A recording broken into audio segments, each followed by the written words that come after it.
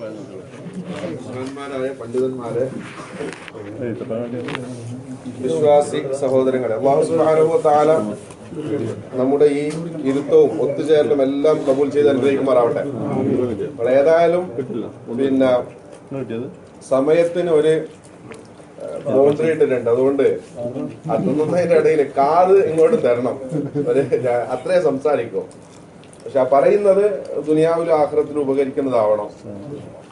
കാശുസ അതിനിടക്ക് ഈ സോഷ്യൽ മീഡിയയിലൊക്കെ ഇപ്പോഴും മക്കയും മദീനയും അലങ്കരിക്കാൻ പോകുന്നു, പിന്നെ അവിടുത്തെ പണ്ഡിത സഭ മൗലൂദിനെ അംഗീകരിച്ചിരിക്കുന്ന മറ്റു വേറെ ഫേക്ക് ന്യൂസ് ആണെന്ന് തോന്നുന്നു. ഇപ്പൊ ഞാൻ അറിഞ്ഞിടത്തോളം പിന്നെ ശരിയായ ന്യൂസ് എന്നാണ് അത്. നബിദിനത്തിന് അതിപ്പോ ഞാൻ ആ വിഷയം പറയാൻ ഉദ്ദേശിച്ചതല്ല. നബി സല്ലല്ലാഹു അലൈഹി വസല്ലമ തങ്ങളോട് സ്നേഹം പ്രകടിപ്പിക്കുക, അതാണ് ആ പ്രകടിപ്പിക്കുന്നതിന്റെ പിന്നെ വ്യത്യസ്തമായ രൂപങ്ങളാണ് നമ്മൾ ഇന്ന് കാണുന്നത്.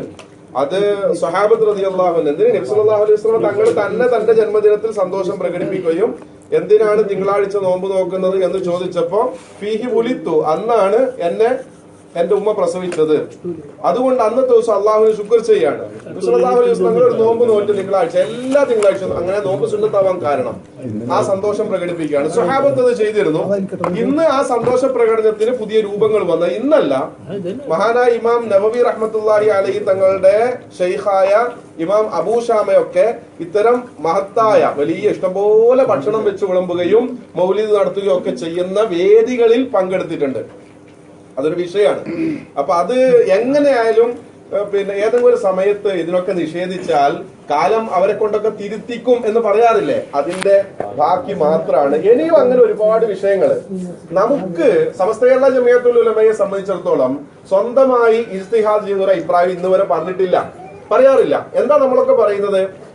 മഹാന്മാരായ നമ്മുടെ ഉലമാക്കള് നമ്മോട് പറയുന്ന വിഷയങ്ങളെല്ലാം ഇതാ, ഇന്ന ഇമാമ് ഇങ്ങനെ അഭിപ്രായപ്പെട്ടിട്ടുണ്ട്, ഇന്ന മുഹദ്ദിസ് ഇങ്ങനെ പറഞ്ഞിട്ടുണ്ട്, ഇന്ന മുഫസ്സിർ ഇങ്ങനെ പറഞ്ഞിട്ടുണ്ട്, അന്നല്ലാതെ ഇതാ ഞങ്ങൾ ഇങ്ങനെ പറയുന്നു എന്ന് പറയുന്ന സാധനം പറഞ്ഞിട്ടില്ല. അതുകൊണ്ട് അത് മാത്രമല്ല, നിങ്ങളോട് പറയുന്ന കാര്യം പണ്ഡിതന്മാരുടെ ഒരുപാട് ചർച്ചകൾ നടക്കാം. ആ ചർച്ചകളിൽ വളരെ പ്രബലമായ അഭിപ്രായം മാത്രമേ നമ്മുടെ പണ്ഡിതന്മാര് സമൂഹത്തോട് പറയാറുള്ളൂ. പ്രബലമല്ലാത്ത അഭിപ്രായങ്ങള് നമുക്കിടയിലുള്ള ആൾക്കാർ പറഞ്ഞാൽ തന്നെ പറയുമ്പോൾ ശ്രദ്ധിക്കണം, പ്രബലമായ അഭിപ്രായം ജനങ്ങളോട് പറയണം എന്ന് ശാസിച്ചിട്ടുണ്ട്. അപ്പൊ അത് പിന്നെ സാധാരണ രീതിയിൽ അതുകൊണ്ടാണ് നമുക്ക് തിരുത്തേണ്ടി വരാത്തത്. അല്ലാതെ നമ്മളാരും മഅസൂമിങ്ങളായതുകൊണ്ടല്ല, ശ്രദ്ധിച്ചത് കൊണ്ടാണ് തിരുത്തേണ്ടി വരാത്തത്. ഒരുപാട് വിഷയങ്ങൾ നേരത്തെ നമ്മുടെ ഉലമാക്കൾ പറഞ്ഞതൊക്കെ അതിനെതിരായി പ്രവർത്തിച്ചവരും പ്രസംഗിച്ചവരും പറഞ്ഞവരും ഒക്കെ തിരുത്തിയിട്ടുണ്ട്. ഇപ്പൊ തന്നെ വലിയൊരു പിന്നെ പരിശ്രമങ്ങളൊക്കെ നടക്കുക. ഞാനിങ്ങനെ ആലോചിച്ചു, എങ്ങനെ ഐക്യപ്പെടുക? സാമ്പത്തികമായ പ്രശ്നങ്ങളൊക്കെ പറഞ്ഞു തീർക്കാം. അഖീദയായിട്ട് ബന്ധപ്പെട്ട വിശ്വാസപരമായ വിഷയങ്ങളിൽ എങ്ങനെയാ കോംപ്രമൈസിലെത്തുക? അത് അള്ളാന്റെ അടുത്ത് തന്നെ പോണ്ടേ? അള്ളാന്റെ ഇടപെടലില്ലാണ്ട് അങ്ങനെ ഒരു കോംപ്രമൈസിങ് പാടണ്ട. നബി സല്ലല്ലാഹു അലൈഹി വസല്ലം ഞങ്ങളുടെ അടുത്ത് കോംപ്രമൈസിങ്ങിന് വന്നിരുന്നില്ലേ? ഒരു കൊല്ലം ഞങ്ങളെ പിന്നെ ഈ ഔസാനുകളെ നിങ്ങൾ ആരാധിക്കുക, പ്രതിഭകളെ, അടുത്ത കൊല്ലം നിങ്ങളെ പടച്ചോനെ നമ്മൾ ആരാധിക്കാന്ന് പറഞ്ഞപ്പോ അങ്ങനെ ഒരു കോംപ്രമൈസിങ് വിശ്വാസങ്ങൾ ഒന്നോ ഇല്ല. അപ്പൊ അതങ്ങനെ നിൽക്കാൻ കഴിയില്ല. വിശ്വാസപരമായ വിഷയങ്ങളിൽ യാതൊരു കോംപ്രമൈസിങ് ചെയ്യാൻ പറ്റൂല. പിന്നെ ഈ പറഞ്ഞ ഐക്യമൊക്കെ എന്താണെന്ന് അള്ളാഹു ആലം. അവർ ഇസ്ലാമിന് അത്രേ കണ്ടിട്ടുള്ളൂ, ഈ സംവിധാനങ്ങൾ അത്രേ കണ്ടിട്ടുള്ളൂ. ജനങ്ങളുടെ ഇടയിൽ പിന്നെ കണ്ണിൽ പൊടിയിടാനും അങ്ങനെ കുറെ പ്രസ്ഥാനത്തിന്റെ പേര് പറഞ്ഞ് കാശുണ്ടാക്കാനും കാര്യങ്ങളൊക്കെയാണ് ഇവര് ഉപയോഗപ്പെടുത്തിയത് എന്ന് ഒരു ബുദ്ധിയുള്ള മനുഷ്യന് ഊഹിക്കാനും മനസ്സിലാക്കാനും പറ്റും. അള്ളാഹു അത്രക്കാട്ട് ഷർറില്ലെന്ന് നമ്മളെ കാത്തു സംരക്ഷിക്കുമാറാവട്ടെ. ഇവിടെ നമ്മൾ പ്രവാചകർ സല്ലല്ലാഹു അലൈഹി വസല്ലം തങ്ങളോടുള്ള സ്നേഹം കൊണ്ട് ബഹുമാനം കൊണ്ടാണ് ഇത്തരം വേദികൾ ഉണ്ടാക്കുന്നതും നബി സല്ലല്ലാഹു അലൈഹി വസല്ലം തങ്ങളുടെ അവദാനങ്ങൾ പുകഴ്ത്തുന്ന ഇത്തരം വേദികൾ സംഘടിപ്പിക്കുന്നതും. നബി സല്ലല്ലാഹു അലൈഹി വസല്ലം തങ്ങൾ 100% തീർത്തും ബഹുമാനിക്കപ്പെടേണ്ട വ്യക്തിത്വമാണ്. നമ്മുടെ എല്ലാവരുടെയും മനസ്സിൽ ഏറ്റവും കൂടുതൽ അല്ലെ അള്ളാഹു കഴിഞ്ഞാൽ അടുത്ത സ്ഥാനം വരേണ്ടത് ആർക്ക് തന്നെയാണ്? നബി സല്ലല്ലാഹു അലൈഹി വസല്ലം തങ്ങൾക്കാണ്. അതെങ്ങനെ? നബി സല്ലല്ലാഹു അലൈഹി വസല്ലമ തങ്ങളുടെ ജീവിതത്തെ ഘട്ടം ഘട്ടമായി മുറിച്ച് ഇവിടുന്ന് അങ്ങോട്ട് വല്ലാതെ സ്നേഹിക്കണം, ഇവിടുന്ന് അങ്ങോട്ട് പ്രവാചകരാരുമല്ല എന്ന് വിശ്വസിച്ചു പോയാൽ ഒരു പക്ഷേ എന്റെയും നിങ്ങളുടെയും അഖീദ തന്നെ തെറ്റിപ്പോകും. ശ്രദ്ധിക്കേണ്ട എന്താണ്? നബി സല്ലല്ലാഹു അലൈഹി വസല്ലം എന്ന് പറഞ്ഞ വ്യക്തി, ആ വ്യക്തിയുടെ ജീവിതത്തെ നമ്മൾ ഇങ്ങനെ അതിർവരം വിടേണ്ട ആവശ്യമില്ല. ഞാനിത് വെറുതെ പറയല്ല. ഇതിൽ ഒട്ടുമുക്കാലുള്ളത് യുവാക്കളാണ്. ഏതാനും വർഷങ്ങൾക്ക് മുമ്പാണ് കേരളത്തിലെ സമൂഹം എല്ലാം അറിയാം എന്ന് സമൂഹത്തിൽ ഒരു വിഭാഗം തെറ്റിദ്ധരിച്ചു പോയ ഒരു മനുഷ്യൻ പച്ചക്ക് വിളിച്ചു പറഞ്ഞത് നബി സല്ലല്ലാഹു അലൈഹി വസല്ലം തങ്ങൾ 40 വയസ്സ് വരെ നുബുവത്ത് ലഭിക്കുന്നത് വരെ കേവലം ഒരു അറബി പയ്യനാണ്. നഊദു ബില്ലാഹ്, അല്ലാഹു കാക്കട്ടെ. അങ്ങനെ പറയാൻ പറ്റുമോ? അങ്ങനെ പറയാൻ ഒരിക്കലും പറ്റില്ല. എന്തേ? നബി സല്ലല്ലാഹു അലൈഹി വസല്ലം തങ്ങൾക്ക് 40ാമത്തെ വയസ്സിൽ ലഭിച്ചത് എന്താണ്? നുബുവത്താണ്, അല്ലെ? വഹയിന്റെ ആരംഭം. ഈ വഹി എന്ന് പറഞ്ഞാൽ എന്താണ്? വഹയിനെ ഈ സമൂഹം ചെറുതാക്കി. വഹി സ്വീകരിക്കേണ്ട ആളെയും ഈ സമൂഹം ചെറുതാക്കി.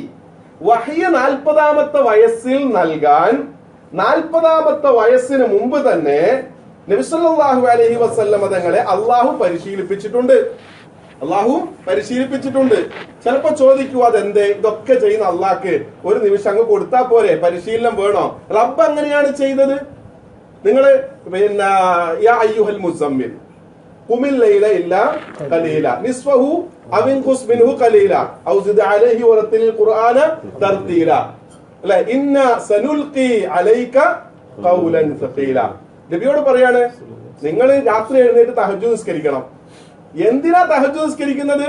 ഇന്ന സനുൽഖി അലൈക ഖൗലൻ സഖീല. ഭാരമുള്ള വചനങ്ങളെ നിങ്ങളിലേക്ക് സന്നിവേശിപ്പിക്കാൻ പോവുകയാണ്. അത് സ്വീകരിക്കാൻ മാത്രം നിങ്ങൾ എന്താവണം? പാകപ്പെടണം. അതുകൊണ്ട് നിങ്ങൾ എന്താക്കണം? രാത്രിയിലെ ഒരു ഭാഗം, കുറവല്ലാത്തൊരു ഭാഗം നിങ്ങൾ എന്താക്കണം? നിസ്കരിക്കണം, അല്ലെ? അപ്പൊ ഈ ഭാരമുള്ള വചനം അങ്ങയിലേക്ക് സന്നിവേശിപ്പിക്കുമ്പോ അത് സ്വീകരിക്കാൻ അങ്ങ് പാകപ്പെടണം. അപ്പൊ പരിശീലനം നൽകിയോ ഇല്ലയോ? പരിശീലനം നൽകി. ഇത് ഖുർആനാണ്, വേറെ വിശദീകരണത്തിന്റെ ആവശ്യമില്ല. അള്ളാഹു നബി സല്ലല്ലാഹു അലൈഹി വസല്ലം തങ്ങൾ ഈ പരിശീലനം നേരത്തെ കൊടുത്തിട്ടുണ്ട്. നബി സല്ലല്ലാഹു അലൈഹി വസല്ലം പാകപ്പെടുത്തിയിട്ടുണ്ട്. എന്താ വഹയ്? മലക്ക് വരുന്നു, അല്ലെ? അള്ളാഹുവിന്റെ സന്ദേശമായിട്ട്. ആർക്കാ കൊടുക്കുന്നത്? മനുഷ്യനായ പ്രവാചകനാ കൊടുക്കുന്നത്. മലക്കിനെ എങ്ങനെ സൃഷ്ടിച്ചാണ്? പ്രകാശം കൊണ്ട് സൃഷ്ടിച്ചാണ്. മനുഷ്യനെ മണ്ണ് കൊണ്ട് സൃഷ്ടിച്ചാണ്. നമുക്കൊക്കെ ഇന്ന് എനിക്ക് ജിബ്രീലിനെ കാണാൻ വേണ്ടി പോകണമെന്ന് പറഞ്ഞാൽ കാണാൻ വേണ്ടി പറ്റുമോ? ജിബ്രീലുമായിട്ട് സംസാരിക്കാൻ പറ്റുമോ? പറ്റൂല. ഒരു മലക്കിൽ നിന്ന് മനുഷ്യനിലേക്ക് ഈ ഒരു സന്ദേശം കൈമാറുക എന്ന് പറയുന്നത് എളുപ്പമല്ല. എളുപ്പമാവണമെങ്കിൽ ഒന്നുകിൽ സന്ദേശം സ്വീകരിക്കുന്നയാള് മലക്കിന്റെ രൂപത്തിലേക്ക് മാറണം, അല്ലെങ്കിൽ സന്ദേശം കൊണ്ടുവരുന്ന മലക്ക് മനുഷ്യരൂപം പ്രാപിക്കണം. അങ്ങനെ പ്രാപിച്ചാൽ ഇത് വളരെ എളുപ്പത്തിൽ സാധിക്കും. ഇവിടെ നബി സല്ലല്ലാഹു അലൈഹി വസല്ലം നിങ്ങളുടെ വഹീനെ കുറിച്ച് പഠനം നടത്തി നോക്ക്. നിങ്ങൾ ആലിമീങ്ങളെ സമീപിക്കുക. നിങ്ങൾ കിട്ടാവുന്ന ഗ്രന്ഥങ്ങളൊക്കെ വായിച്ചു നോക്ക്. പലപ്പോഴും മനുഷ്യരൂപത്തിൽ മലക്ക് വന്നിട്ടുണ്ട്. ആ ഘട്ടങ്ങളിൽ നിങ്ങൾക്ക് കാണാം പ്രവാചകർ പറഞ്ഞത് അതെനിക്ക് വളരെ ഈസി ആയിരുന്നു, വളരെ എളുപ്പം. എന്തേ? മലക്ക് മനുഷ്യരൂപത്തിലാണ് വന്നത്, അതുകൊണ്ട് പ്രശ്നമില്ല. അതേ സ്ഥാനത്ത് മലക്കിന്റെ രൂപത്തിൽ വന്നപ്പോഴോ ചില ഹദീസുകളിൽ കാണാം, കാലിൽ വലിയ ഭാരം വീണ് തൊട പൊട്ടിപ്പോകുന്നത് പോലെ പ്രവാചകർക്ക് അനുഭവപ്പെട്ടു സല്ലല്ലാഹു അലൈഹി വസല്ലം. നബി സല്ലല്ലാഹു അലൈഹി വസല്ലം തങ്ങളുടെ നെറ്റിത്തടങ്ങളിൽ നിന്ന് മലക്കുകൾ വന്നിട്ട് പോകുമ്പോ വല്ലാതെ വിയർപ്പ് വരുമായിരുന്നു. സമ്മിലൂനി എന്ന് പറഞ്ഞ് ഹിറാ ഗുഹയിൽ നിന്ന് സ്റ്റാർട്ട് ചെയ്തിട്ട് ഖദീജ ബീവിയുടെ അരികിലേക്ക് ഓടിപ്പോയി. പേടിച്ചില്ലേ? പനി പിടിച്ചില്ലേ? ഭയന്നില്ലേ? ഖശീതു അലാ നഫ്സി, ഞാൻ എന്നെ തന്നെ പേടിച്ചുപോയി, എനിക്കെന്തോ സംഭവിച്ചേക്കുമോ എന്ന് പേടിച്ചുപോയി. ഖദീജ ബീവി ആശ്വസിപ്പിച്ചില്ലേ? ഈ വിറയലും പനിയൊക്കെ മാറിയതിനു ശേഷമല്ലേ ഇത് അറിയാൻ വേണ്ടിയിട്ട് പോകുന്നത്. അപ്പൊ എത്ര വിഷമത്തിലാ. അള്ളാഹ് പറഞ്ഞ എന്താ? ഇന്നാ സനുൽഖി അലൈക ഖൗലൻ സഖീല. ഭാരമുള്ള വചനാണ് വരാൻ വേണ്ടി പോകുന്നത്. അപ്പൊ വഹി സ്വീകരിക്കാൻ എളുപ്പമാണോ? അല്ല. അപ്പൊ എന്താക്കി? വഹി സ്വീകരിക്കൽ എളുപ്പമാവാനും ഈ പ്രക്രിയ സുഖമായി നടക്കാനും ചെറുപ്പത്തിൽ തന്നെ ഹലീമ ബീവിയുടെ അടുത്ത് കഴിയുമ്പോ ലംറത്തിന്റെ കൂടെ ആട്ടിനെ വയ്ക്കാൻ വേണ്ടി പോകുമ്പോ എന്ത് നടന്നു? ഓപ്പറേഷൻ നടന്നില്ലേ? വെള്ളവസ്ത്രധാരികൾ വന്നില്ലേ? എന്തിനാ ഓപ്പറേഷൻ നടന്നത്? ഈ പാകപ്പെടുത്തൽ. എപ്പോഴത്തേക്കാ? 40ാമത്തെ വയസ്സിൽ. പ്രവാചകൻ സാധാരണ മനുഷ്യനാണോ? നുബുവത്തിന് മുമ്പ് ആണോ? ഇങ്ങനെയാണെങ്കിൽ അല്ല. അതിനുശേഷം വീണ്ടും ഒരു ഓപ്പറേഷൻ നടന്നു. എപ്പോ? മിറാജിന്റെ ഇസ്രായിന്റെ സമയത്ത് നടന്നില്ലേ? എന്തേ? അത് അള്ളാഹുവിന്റെ സന്നിധിയിലേക്ക് വീണ്ടും പോവുകയാണ്.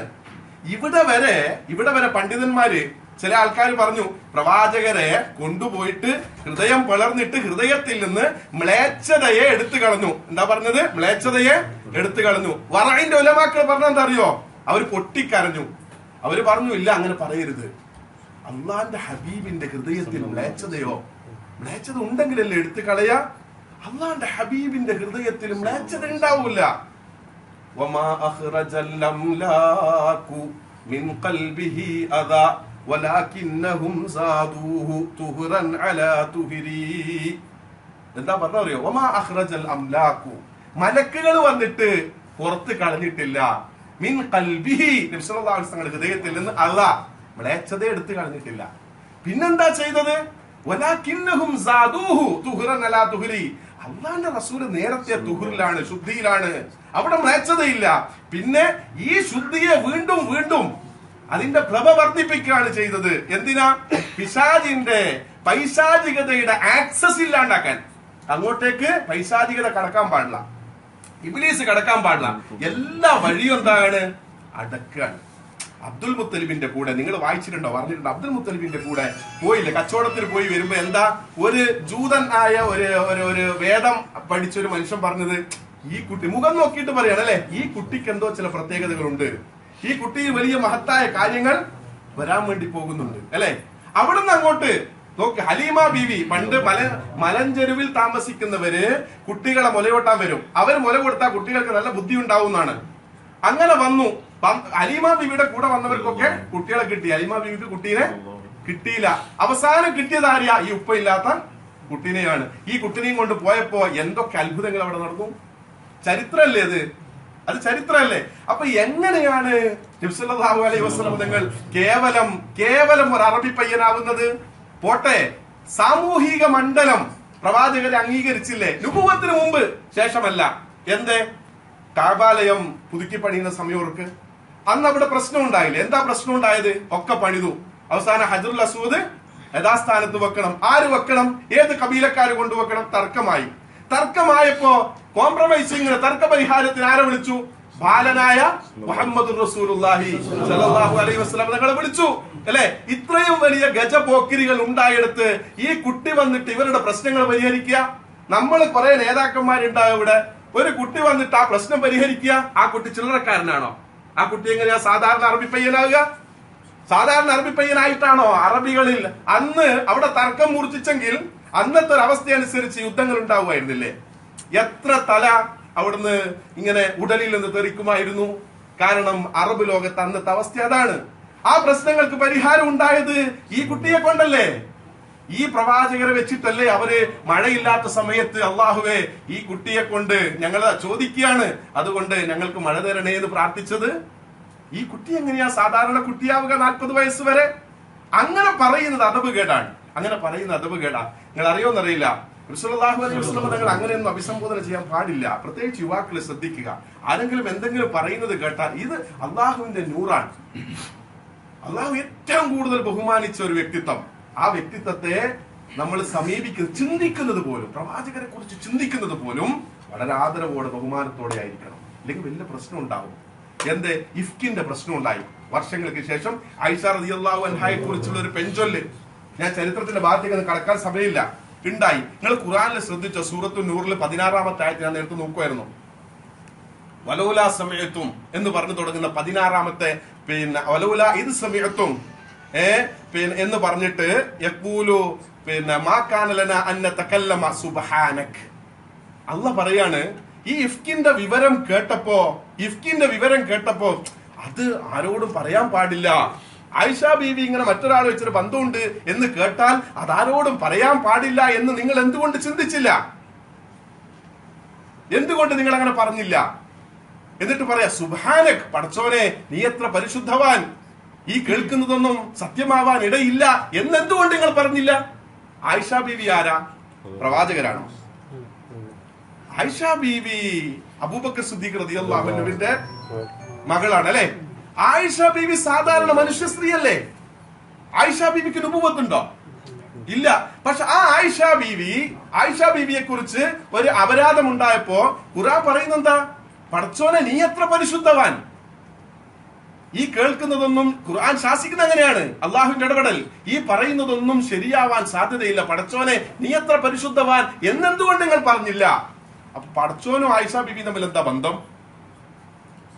ആയിഷ ബീവി ആരുടെ ഭാര്യയാണ്? നബിയുടെ ഭാര്യയെ കുറിച്ച് അങ്ങനെ ഒരു സംസാരം ഉണ്ടാവാൻ പാടില്ല. നോക്കൂ നിങ്ങൾ, നബിയായിട്ട് ബന്ധപ്പെട്ടവരെ പോലും നബിയുടെ ഭാര്യയെ കുറിച്ചുള്ള അപരാധം പോലും ആരെ ബന്ധിക്കും? അള്ളാഹുവിനെ ബന്ധിക്കും. അതുകൊണ്ടാണ് സുബ്ഹാനക് എന്ന പദം ഉപയോഗിച്ചത്. ചില മുഫസ്സിരീങ്ങൾ അങ്ങനെ രേഖപ്പെടുത്തിയതായിട്ട് കാണാം. അപ്പോ നുബുവത്ത് വരെ സാധാരണ അറബി പയ്യനായിരുന്നു എന്ന വാദം എത്രമേൽ ബാലിശമാണ്. അത് നബി സല്ലല്ലാഹു അലൈഹി വസല്ലമയുടെ ബഹുമാനം കൊണ്ടാണോ, ആദരവ് കൊണ്ടാണോ? ഇങ്ങനെയാണോ പ്രവാചകരെ ബഹുമാനിക്കുകയും ആദരിക്കുകയും ചെയ്യുന്നത്? അള്ളാഹു കാത്ത് സംരക്ഷിക്കും. അതുകൊണ്ട് നമ്മുടെ മനസ്സിൽ അങ്ങനെ തോന്നിപ്പോയിട്ടുണ്ടെങ്കിൽ നമ്മുടെ എല്ലാ നന്മക്കും അതൊരു പക്ഷെ തടസ്സമായേക്കാം. അള്ളാഹു രക്ഷപ്പെടുത്താൻ നബി സല്ലല്ലാഹു അലൈഹി വസല്ലം തങ്ങളെ ഏറ്റവും ഉയർന്ന സ്ഥാനം മനസ്സിൽ കൊടുത്താതിരിക്കാനും ബഹുമാനിക്കാനും നമ്മൾ തയ്യാറാവണം. അങ്ങനെ തന്നെ നമുക്ക് മനസ്സുകൊണ്ട് പോലും പ്രവാചകരെ സമീപിക്കാൻ സാധിക്കണം.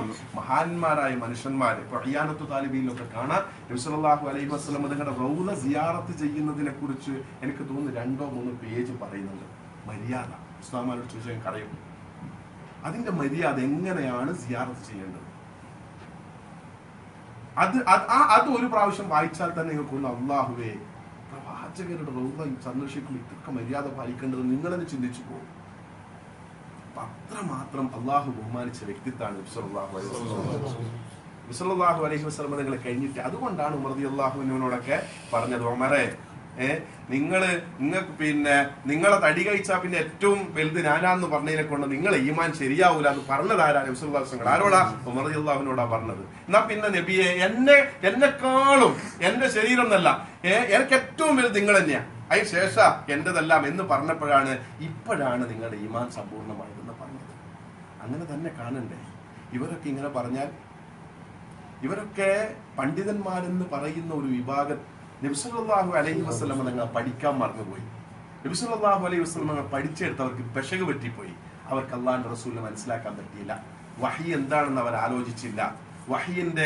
വഹിയിന്റെ വില എന്താണെന്ന് അവർ അറിഞ്ഞില്ല.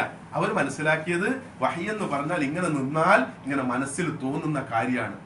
വഹി എന്ന് പറയുന്ന ഇഖ്റ ബിസ്മി റബ്ബിക്കല്ലദീ ഖലഖ് എന്ന് പറഞ്ഞ് തുടങ്ങുന്ന ഈ ആശയം ഒന്ന് കൈമാറാൻ അള്ളാഹു എന്താക്കി? വർഷങ്ങൾക്ക് മുമ്പ് തന്നെ പ്രവാചകരിൽ അതിന്റെ പ്രവർത്തനം ആരംഭിച്ചിട്ടുണ്ട് എന്ന് മനസ്സിലാക്കുന്നിടത്ത് ആർക്ക് തെറ്റുപറ്റിയിട്ടുണ്ട്? ഇങ്ങനെയൊക്കെ പറയുന്ന പണ്ഡിത വേഷധാരികൾക്ക് തെറ്റുപറ്റിയിട്ടുണ്ട്. അള്ളാഹു അത്തരക്കാരുടെ ഷർറിൽ നിന്ന് നമ്മെയും നമ്മുടെ മക്കളെയും നമ്മുടെ മക്കളെയും നമ്മുടെ പരമ്പരകളെ അള്ളാഹു കാത്ത് സംരക്ഷിക്കുമാറാവട്ടെ. സല്ലല്ലാഹു അലൈഹി വസല്ലം നിങ്ങൾ ഏറെ സ്നേഹിക്കുന്നവരിൽ അവിടുത്തെ വലിയ മുഹിബ്ബീങ്ങളിൽ അള്ളാഹു നമ്മെ പെടുത്തുമാറാവട്ടെ. അവിടുത്തെ വിശുദ്ധ റൗള ശരീഫ് ജീവിതത്തിൽ ആഗ്രഹിക്കുമ്പോഴൊക്കെ അവിടെ പോകാൻ, അങ്ങനെ അവിടെ കാണാൻ, അവിടുത്തെ ചാരത്ത് കഴിയാൻ അള്ളാഹു തൗഫീഖ് നൽകുമാറാവട്ടെ. ഈ അടുത്ത ദിവസം അവിടത്തേക്ക് പോയി അവിടുന്ന് സിയാറത്ത് ചെയ്തു വന്ന ബഹുമാന്യരായ നമ്മുടെ സഹപ്രവർത്തകനായി കഴിഞ്ഞു, നമ്മളിൽ ഒരാളായി കഴിഞ്ഞു ബഹുമാനപ്പെട്ട ഇസ്ഹാഖ് ഹാജി, അള്ളാഹു അദ്ദേഹത്തിന്റെ കബറിടത്ത് സ്വർഗ്ഗപൂർവ്വമായി കൊടുക്കുമാറാവട്ടെ. നമ്മയും അദ്ദേഹത്തോടൊപ്പം അള്ളാഹു റബ്ബുൽ ഇസ്സത്ത് ജന്നാത്തുൽ ഫിർദൗസിൽ ഒരുമിച്ച് കൊടുക്കുമാറാവട്ടെ. നബി സല്ലല്ലാഹു അലൈഹി വസല്ലം തങ്ങളുടെ കൈകൊണ്ട് ഹൗദുൽ കൗസർ വാങ്ങുന്നിടത്ത് സുഹൃത്തുക്കളെ പോലെ പരസ്പരം കണ്ടുമുട്ടാൻ അല്ലാഹു തൗഫീഖ് നൽകട്ടെ.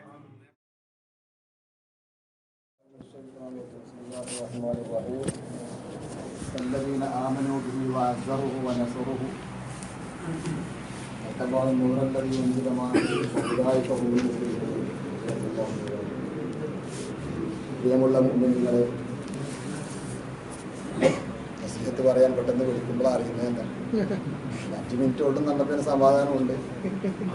ഏതാനും റഹ്മത്ത് റബ്ബുൽ ആലമീനായ അല്ലാഹു സുബ്ഹാനഹു വ തആല, ലോക സംരക്ഷകനായ റബ്ബ്, ആ അല്ലാഹുവിൻ്റെ റഹ്മത്ത് ലിൽ ആലമീനായ അസ്റഫുൽ ഖൽഖ് സല്ലല്ലാഹു അലൈഹി വസല്ലം തങ്ങളുടെ ജന്മദിനം കൊണ്ട് അനുഗ്രഹീതമായ റബീഉൽ അവ്വൽ മാസത്തിലാണ് നാം ഉള്ളത്.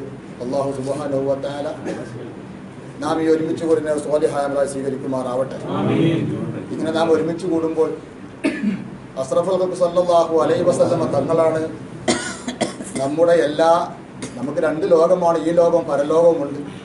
ഈ ലോകത്തെയും പരലോകത്തെയും വിജയത്തിൻ്റെ നിദാനം, അതിൻ്റെ മാധ്യമം അസ്റഫുൽ ഖൽഖ് സല്ലല്ലാഹു അലൈഹി വസല്ലം തങ്ങളാണ്.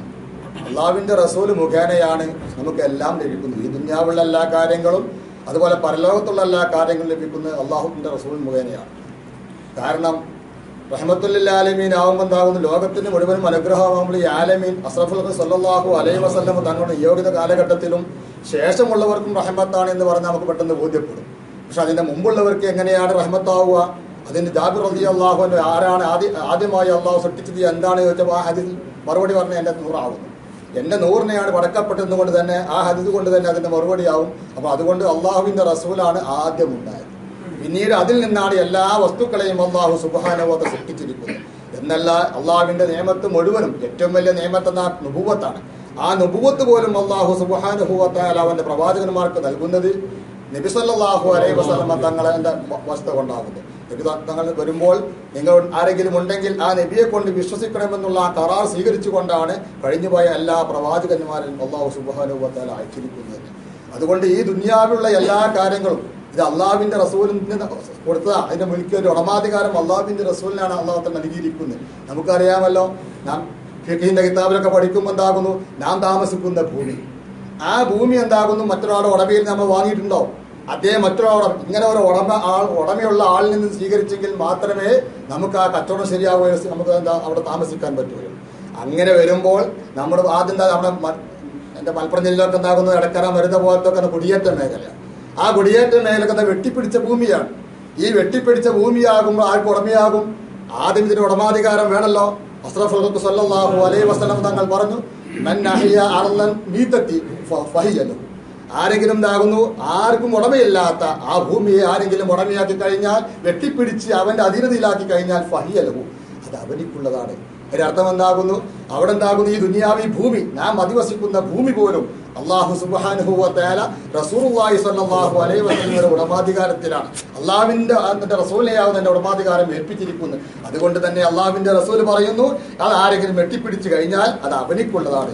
പിന്നെ അവനൊക്കെ നമുക്ക് വാങ്ങുന്നുണ്ടാകും, അത് ആരും മുസ്ലിമായാലും വേണ്ടില്ല മുസ്ലിമായാലും വേണ്ടില്ല, ആദ്യം ആരാണ് ആ ഭൂമി ഉടമയാക്കിയതെങ്കിൽ അവനിക്കുള്ളതാകുന്നു. അപ്പൊ അതിന്റെ മുമ്പ് ആരുടെ ഉടമയിലാണ്?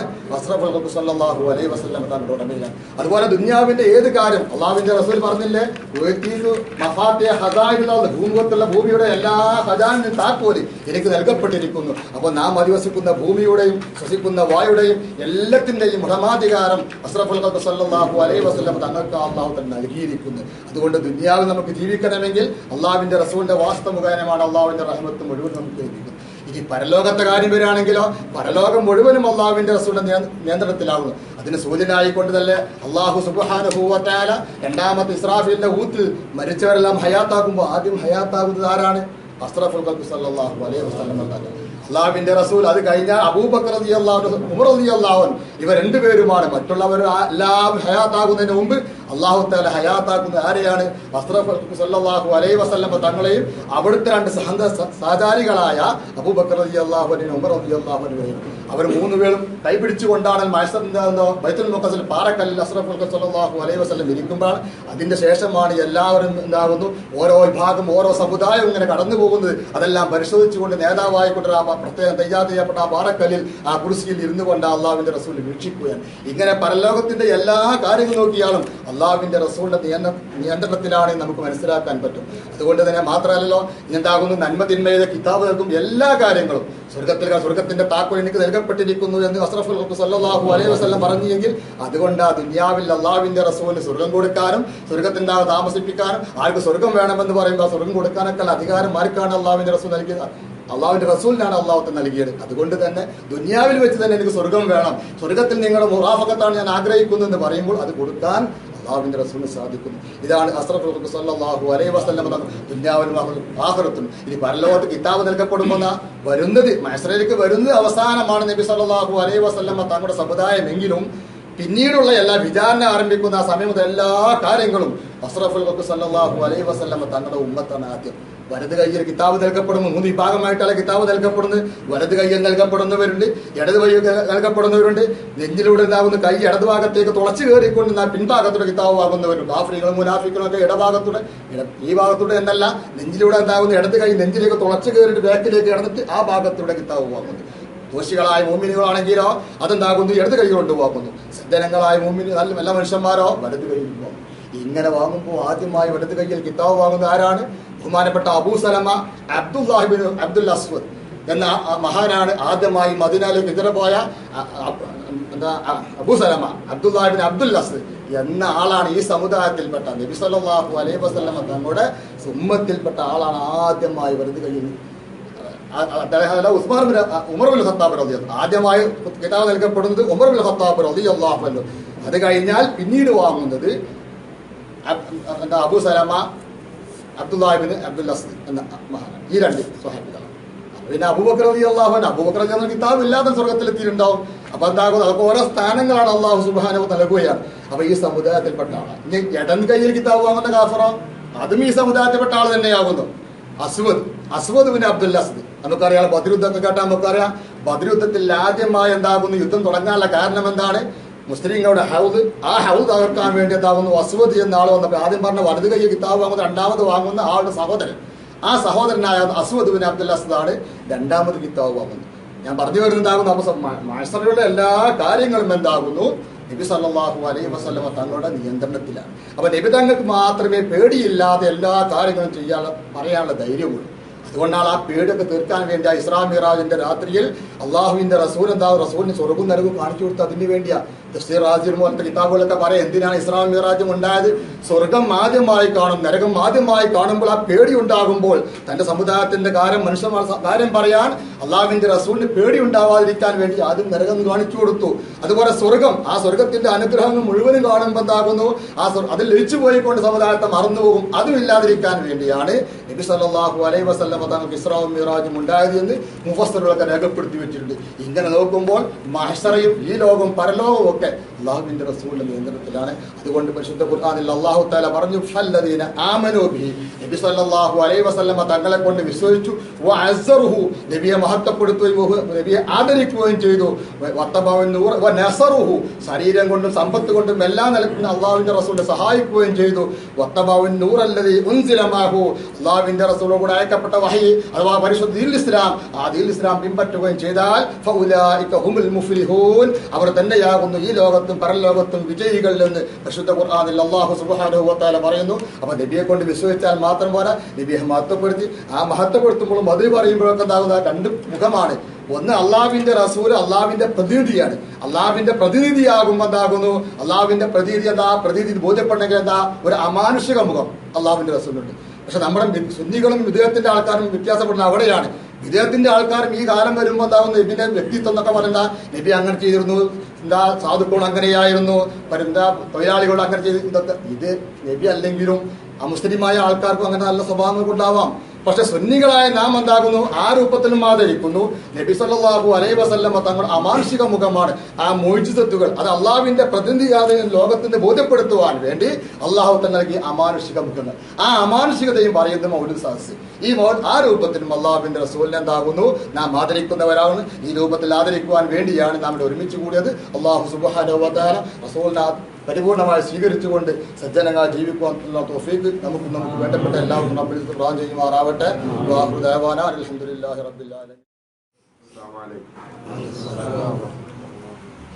ബിസ്മില്ലാഹിർ റഹ്മാനിർ റഹീം. അൽഹംദുലില്ലാഹി റബ്ബിൽ ആലമീൻ. സ്വല്ലല്ലാഹു അലൈഹി വസല്ലം അലാ റസൂലില്ലാഹി وعلى آله الطيبين وأصحابه الكريمين وأزواجه الطاهرات أمهات المؤمنين. أما بعد മഹാന്മാരായ പണ്ഡിതന്മാരെ, ബഹുവന്യരായ നേതാക്കളെ, ഏറെ പ്രിയപ്പെട്ട സല്ലല്ലാഹു അലൈഹി വസല്ലം പ്രിയം വെക്കുന്ന വിശ്വാസികളായ സഹോദരങ്ങളെ, അല്ലാഹു സുബ്ഹാനഹു വ തആല നമ്മുടെ ഈ രാത്രിയിലെ ഈ സംഗമത്തെ അല്ലാഹു വലിയ സൽക്കർമ്മമാക്കി സ്വീകരിക്കുമാറാണ്.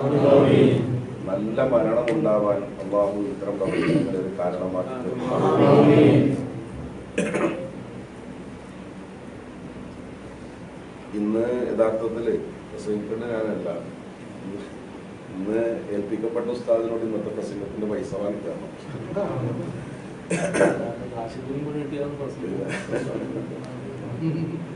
നമ്മൾ ഈ അടുത്ത കുറച്ച് ദിവസങ്ങളായി ഈ സോഷ്യൽ മീഡിയകളിലും മറ്റും സൗദിയിൽ നിന്ന് വന്ന ഒരു പത്ര കട്ടിങ്ങുമായി ബന്ധപ്പെട്ട് ഒരുപാട് ചർച്ച, അതിപ്പം സ്ഥാനത്തും അസ്ഥാനത്തും ഒക്കെ ഉപയോഗിക്കപ്പെട്ടുകൊണ്ടിരിക്കുകയാണ്. അതുമായി ബന്ധപ്പെട്ട് മുജാഹിദ് വിഭാഗത്തിന്റെ നേതാക്കന്മാർ ഒരുപാട് ക്ലിപ്പുകൾ ഇറക്കിയിട്ടുണ്ട്. യഥാർത്ഥത്തിൽ ആ ക്ലിപ്പുകളൊക്കെ അവരെ നോക്കി കൊഞ്ഞനം കാട്ടുകയാണ് യഥാർത്ഥത്തിൽ.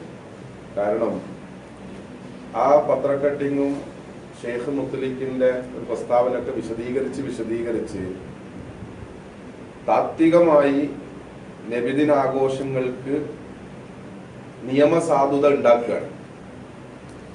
അവരുദ്ദേശിക്കുന്നത് എന്തോ, എന്നാൽ യഥാർത്ഥത്തിൽ സംഭവിക്കുന്നത് മറ്റൊന്നാണ്.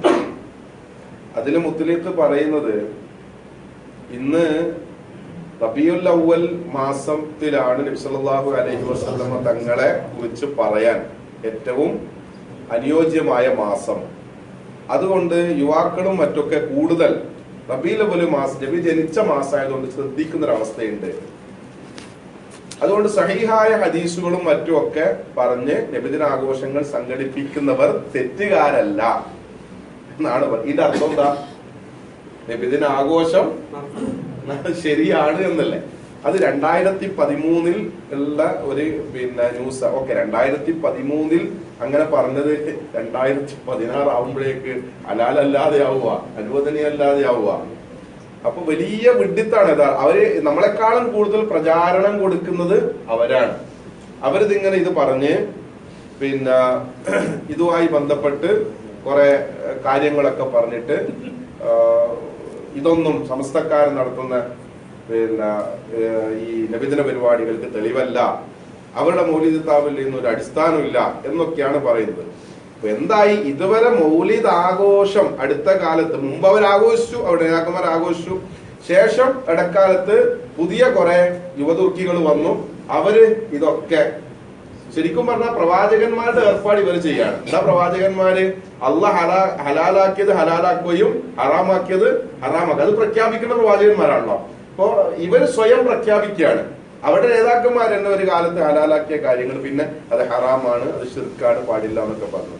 ഇപ്പോ തത്വത്തിൽ തെറ്റൊന്നും ഇല്ലാതെ ഓക്കെ ആയിക്കോട്ടെ, റബീഉൽ അവ്വലിന്റെ നമ്മൾ വലിയ മഹ്ഫിൽ വെക്കുകയാണ്. എന്നിട്ട് അവിടെ സഹീഹായ ബുഖാരിയിലെയും മുസ്ലിമിലെയും ഹദീസുകളൊക്കെ വായിച്ച് അത് പദ്യരൂപത്തിലും ഗദ്യരൂപത്തിലും ഒക്കെ വായിക്കുകയും അതിനെക്കുറിച്ച് പറയുകയൊക്കെ ചെയ്യുന്ന വേദികളിലേക്ക് ഈ മുത്തലിഖിന്റെ അഭിപ്രായ പ്രകാരം മുജാഹിദിന്റെ പ്രവർത്തകരും നേതാക്കന്മാരും ഒക്കെ വരാൻ തയ്യാറാണോ? എങ്കിൽ നമ്മൾ അത് മാത്രം വായിക്കുക. സഹീഹായ എത്രയുണ്ട്? ബഹുമാനപ്പെട്ട മാനൂസ്താദ് ഇറക്കിയ മൗലിദിന്റെ ഒക്കെ കിതാബ്, പുതിയ പുതിയ മൗലിദൊക്കെ ഇഷ്ടം പോലെ ഉണ്ട്. ഇന്ന മൗലിദ് തന്നെ ഓതണമെന്നില്ല. നമ്മളിപ്പോ ഇവിടുന്ന് മങ്കൂസ് തന്നെ നിർബന്ധമുണ്ടോ? ഇല്ല. എല്ലാവർക്കും വന്നവർക്കൊക്കെ ഇതൊക്കെ നിങ്ങളൊക്കെ വന്നത് വിശ്വങ്ങളുടെ ഹബ്ബ് കൊണ്ടാണ്. അപ്പൊ നിങ്ങൾക്കെല്ലാം ഇതിന് പങ്കുചേരാൻ സാധിക്കണം. നേരത്തെ അറിയുന്നത് ആവുമ്പോ എല്ലാരും കൂടി ചൊല്ലാന് നിങ്ങളുടെ മനസ്സിന്റെ സന്തോഷം പ്രകടിപ്പിക്കാനൊക്കെ സാധിക്കും. അതുകൊണ്ട് അല്ലാണ്ട് ഏത് സ്വഹീഹായ പുതിയ മൗലിദുണ്ടെങ്കിലും പഴയ മൗലിദുണ്ടെങ്കിലും നബി സല്ലല്ലാഹു അലൈഹി വസല്ലമയെ കുറിച്ചുള്ള മദ്ഹാണെങ്കിൽ നമുക്കത് ഉപയോഗപ്പെടുത്താവുന്നതാണ്. ഇവിടെ മറ്റൊരു വിഷയം നമ്മൾ ചിന്തിക്കേണ്ടത്, നമ്മളെല്ലാ മുഹറം 9, 10 നോമ്പ്, സുന്നത്ത് നോമ്പ് എടുക്കുന്നവരാണ്. മുഹറം 10 നോമ്പുമായി ബന്ധപ്പെട്ട് നിങ്ങൾക്ക് വായിക്കാൻ വേണ്ടി പറ്റുന്ന പരമാവധി പുസ്തകങ്ങളൊക്കെ വായിക്കാൻ നിങ്ങൾ ശ്രമിക്കുക. അവിടെ നബി സല്ലല്ലാഹു അലൈഹി വസല്ലം തങ്ങൾ മദീനയിൽ വന്നപ്പോ ജൂതന്മാര് നോമ്പ് നോറ്റതായി അറിയുന്നു, അല്ലെ? അപ്പൊ നബി സല്ലല്ലാഹു അലൈഹി വസല്ലം ചോദിക്കുകയാണ്, എന്തേ അവര് നോമ്പ് നോറ്റത്? അപ്പൊ അവര് പറഞ്ഞു, ഇത് മുഹറം 10 മുഹറം 10 മൂസാ നബി അലൈഹി സ്വലാത്തു വസ്സലാമും ഇസ്രായേലിയരും ആരുടെ കയ്യിൽ നിന്ന്? ഫറോവയുടെയും അനുചരന്മാരുടെയും കയ്യിൽ നിന്ന് രക്ഷപ്പെട്ടത്. അതുകൊണ്ട് ജൂതന്മാരെന്താക്കാണ്? അവരുടെ ആൾക്കാരും പ്രവാചകനും രക്ഷപ്പെട്ട ദിവസത്തിൽ സന്തോഷം പ്രകടിപ്പിക്കുകയാണ്. ആ സന്തോഷത്തിൽ അള്ളാഹുവിന് ശുക്ർ ചെയ്ത് അവരെന്താക്കാണ്? നോമ്പ് നോക്കാണ്. അപ്പോഴാണ് പ്രവാചകർ സല്ലല്ലാഹു അലൈഹി വസല്ലം എന്ത് പറഞ്ഞത്? ലഇൻ ബഖീതു ഇലാ ഖാബിലിൽ അസൂമന്ന താസിഅ. ഞാന് മൂസാ നബിയെക്കാളും ഇതുമായിട്ട് ഏറ്റവും അടുത്ത് ബന്ധപ്പെട്ട ആളാരാണ്? നമ്മളാണ്.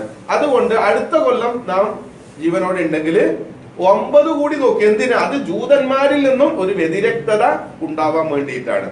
എന്താ ഇതിൽ നിന്ന് മനസ്സിലാക്കേണ്ടത്? സന്തോഷം പ്രകടിപ്പിക്കാൻ നോമ്പ് നോക്കുന്ന ഒരു ഏർപ്പാട് കാലങ്ങൾക്ക് മുമ്പേ ഉണ്ടായിരുന്നു എന്നല്ലേ? അപ്പൊ സന്തോഷ പ്രകടനത്തിന്റെ ഒരു രൂപം കഴിഞ്ഞ കാല സമൂഹം സ്വീകരിച്ച രൂപം എന്താണ്? നോമ്പ് നോക്കുക, എന്നിട്ട് അള്ളാഹു ശുക്ർ ചെയ്യുക. നബി സല്ലല്ലാഹു അലൈഹി വസല്ലം തങ്ങളോട് തിങ്കളാഴ്ച, ഈ പറഞ്ഞതൊക്കെ സഹിഹായ കാര്യങ്ങളാണ് കേട്ടാ. നബി സല്ലല്ലാഹു അലൈഹി വസല്ലം തങ്ങളോട് തിങ്കളാഴ്ച നോമ്പിനെ കുറിച്ച് ചോദിച്ചപ്പോ എന്താ പറഞ്ഞത്? ഫീഹി വുലിത്തു, അന്നാണ് എന്റെ ഉമ്മ എന്നെ പ്രസവിച്ചത്. അപ്പൊ എന്റെ ഉമ്മ എന്നെ പ്രസവിച്ച ദിവസത്തിൽ സന്തോഷിച്ച് ആ സന്തോഷ പ്രകടനത്തിന്റെ ഭാഗമായി ഞാൻ എന്താക്കുകയാണ്? നോമ്പ് നോക്കുകയാണ് സ്വഹാബത്ത് റളിയല്ലാഹു അൻഹു തിങ്കളാഴ്ച നോമ്പ് നോറ്റത് എന്തിനു വേണ്ടിയിട്ടാണ്? നബി സല്ലല്ലാഹു അലൈഹി വസല്ലമ തങ്ങൾ ജനിച്ച ദിവസം നബി സല്ലല്ലാഹു അലൈഹി വസല്ലം തങ്ങൾ തന്നെ സന്തോഷം പ്രകടിപ്പിച്ച് നോമ്പ് നോക്കുന്നുണ്ട്. അതിനോട് ഇത്തിബാഅ് ചെയ്തിട്ട് സ്വഹാബത്തും നോമ്പ്. ഇപ്പൊ ഇവിടെ ആരൊക്കെ സന്തോഷിച്ചു നബിദിനത്തിൽ? നബി സല്ലല്ലാഹു അലൈഹി വസല്ലം തങ്ങള് സന്തോഷ പ്രകടനം നടത്തി, അല്ലെ? സന്തോഷ പ്രകടനത്തിന്റെ ശൈലി മാറ്റമുണ്ട്, അത് നോമ്പാണ്. സ്വഹാബത്ത് സന്തോഷ പ്രകടനം നടത്തി. താബിഈകളും അത്ബാഉ താബിഈകളും എന്ന് വേണ്ട, നമ്മൾ ഇന്ന് വരെ തിങ്കളാഴ്ച നോമ്പ് നോക്കുന്ന സമൂഹമല്ല ഇപ്പോഴും. എല്ലാരും ചിലപ്പോ നോക്കണമെന്നില്ല, അല്ലെ? ആ നോമ്പ് നോക്കുന്നത് എന്തിനാണ്? നബി സല്ലല്ലാഹു അലൈഹി വസല്ലം പറഞ്ഞു ഫീഹി മുലിത്തു. നബി സല്ലല്ലാഹു അലൈഹി വസല്ലം തങ്ങളുടെ ജന്മത്തിൽ സന്തോഷം പ്രകടിപ്പിച്ചിട്ടാണ്. കാലം ഇങ്ങനെ കഴിഞ്ഞപ്പോ സന്തോഷ പ്രകടനത്തിന്റെ രൂപവും ഭാവവും മാറി, പുതിയ ശൈലി വന്നു, പുതിയ രൂപം വന്നു, അല്ലെ? ഫാത്തിമിയ ഭരണകൂടമൊക്കെ വന്നപ്പോ അതിന് ശക്തമായ വലിയ ആയിരക്കണക്കിന് ആൾക്കാരെ വിളിച്ച് ഭക്ഷണമൊക്കെ വിളമ്പി അങ്ങനെ സന്തോഷം പ്രകടിപ്പിക്കുന്ന ഒരു ശൈലി ഉണ്ടായി.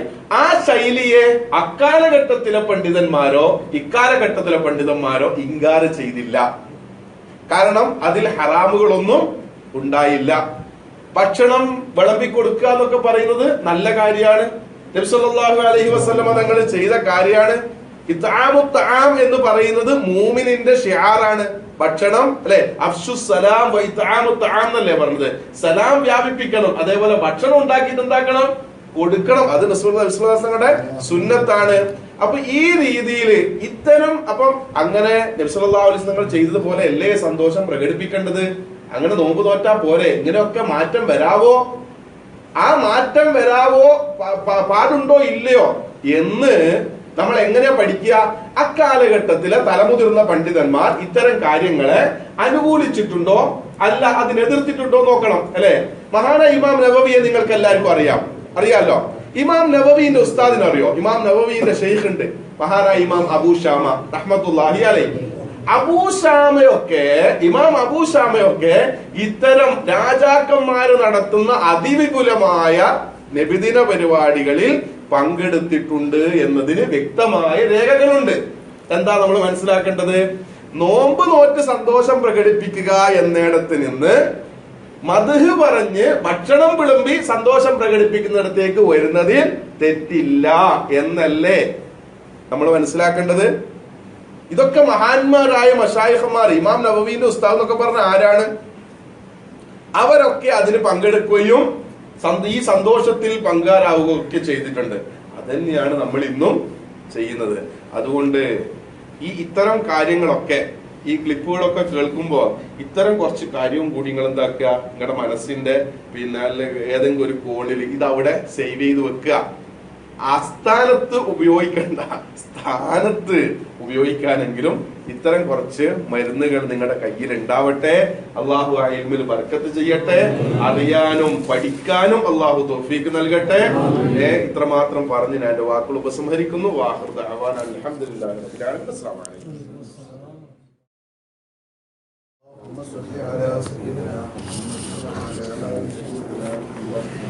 كما صليت على إبراهيم وعلى آل إبراهيم في العالمين إنك حميد مجيد.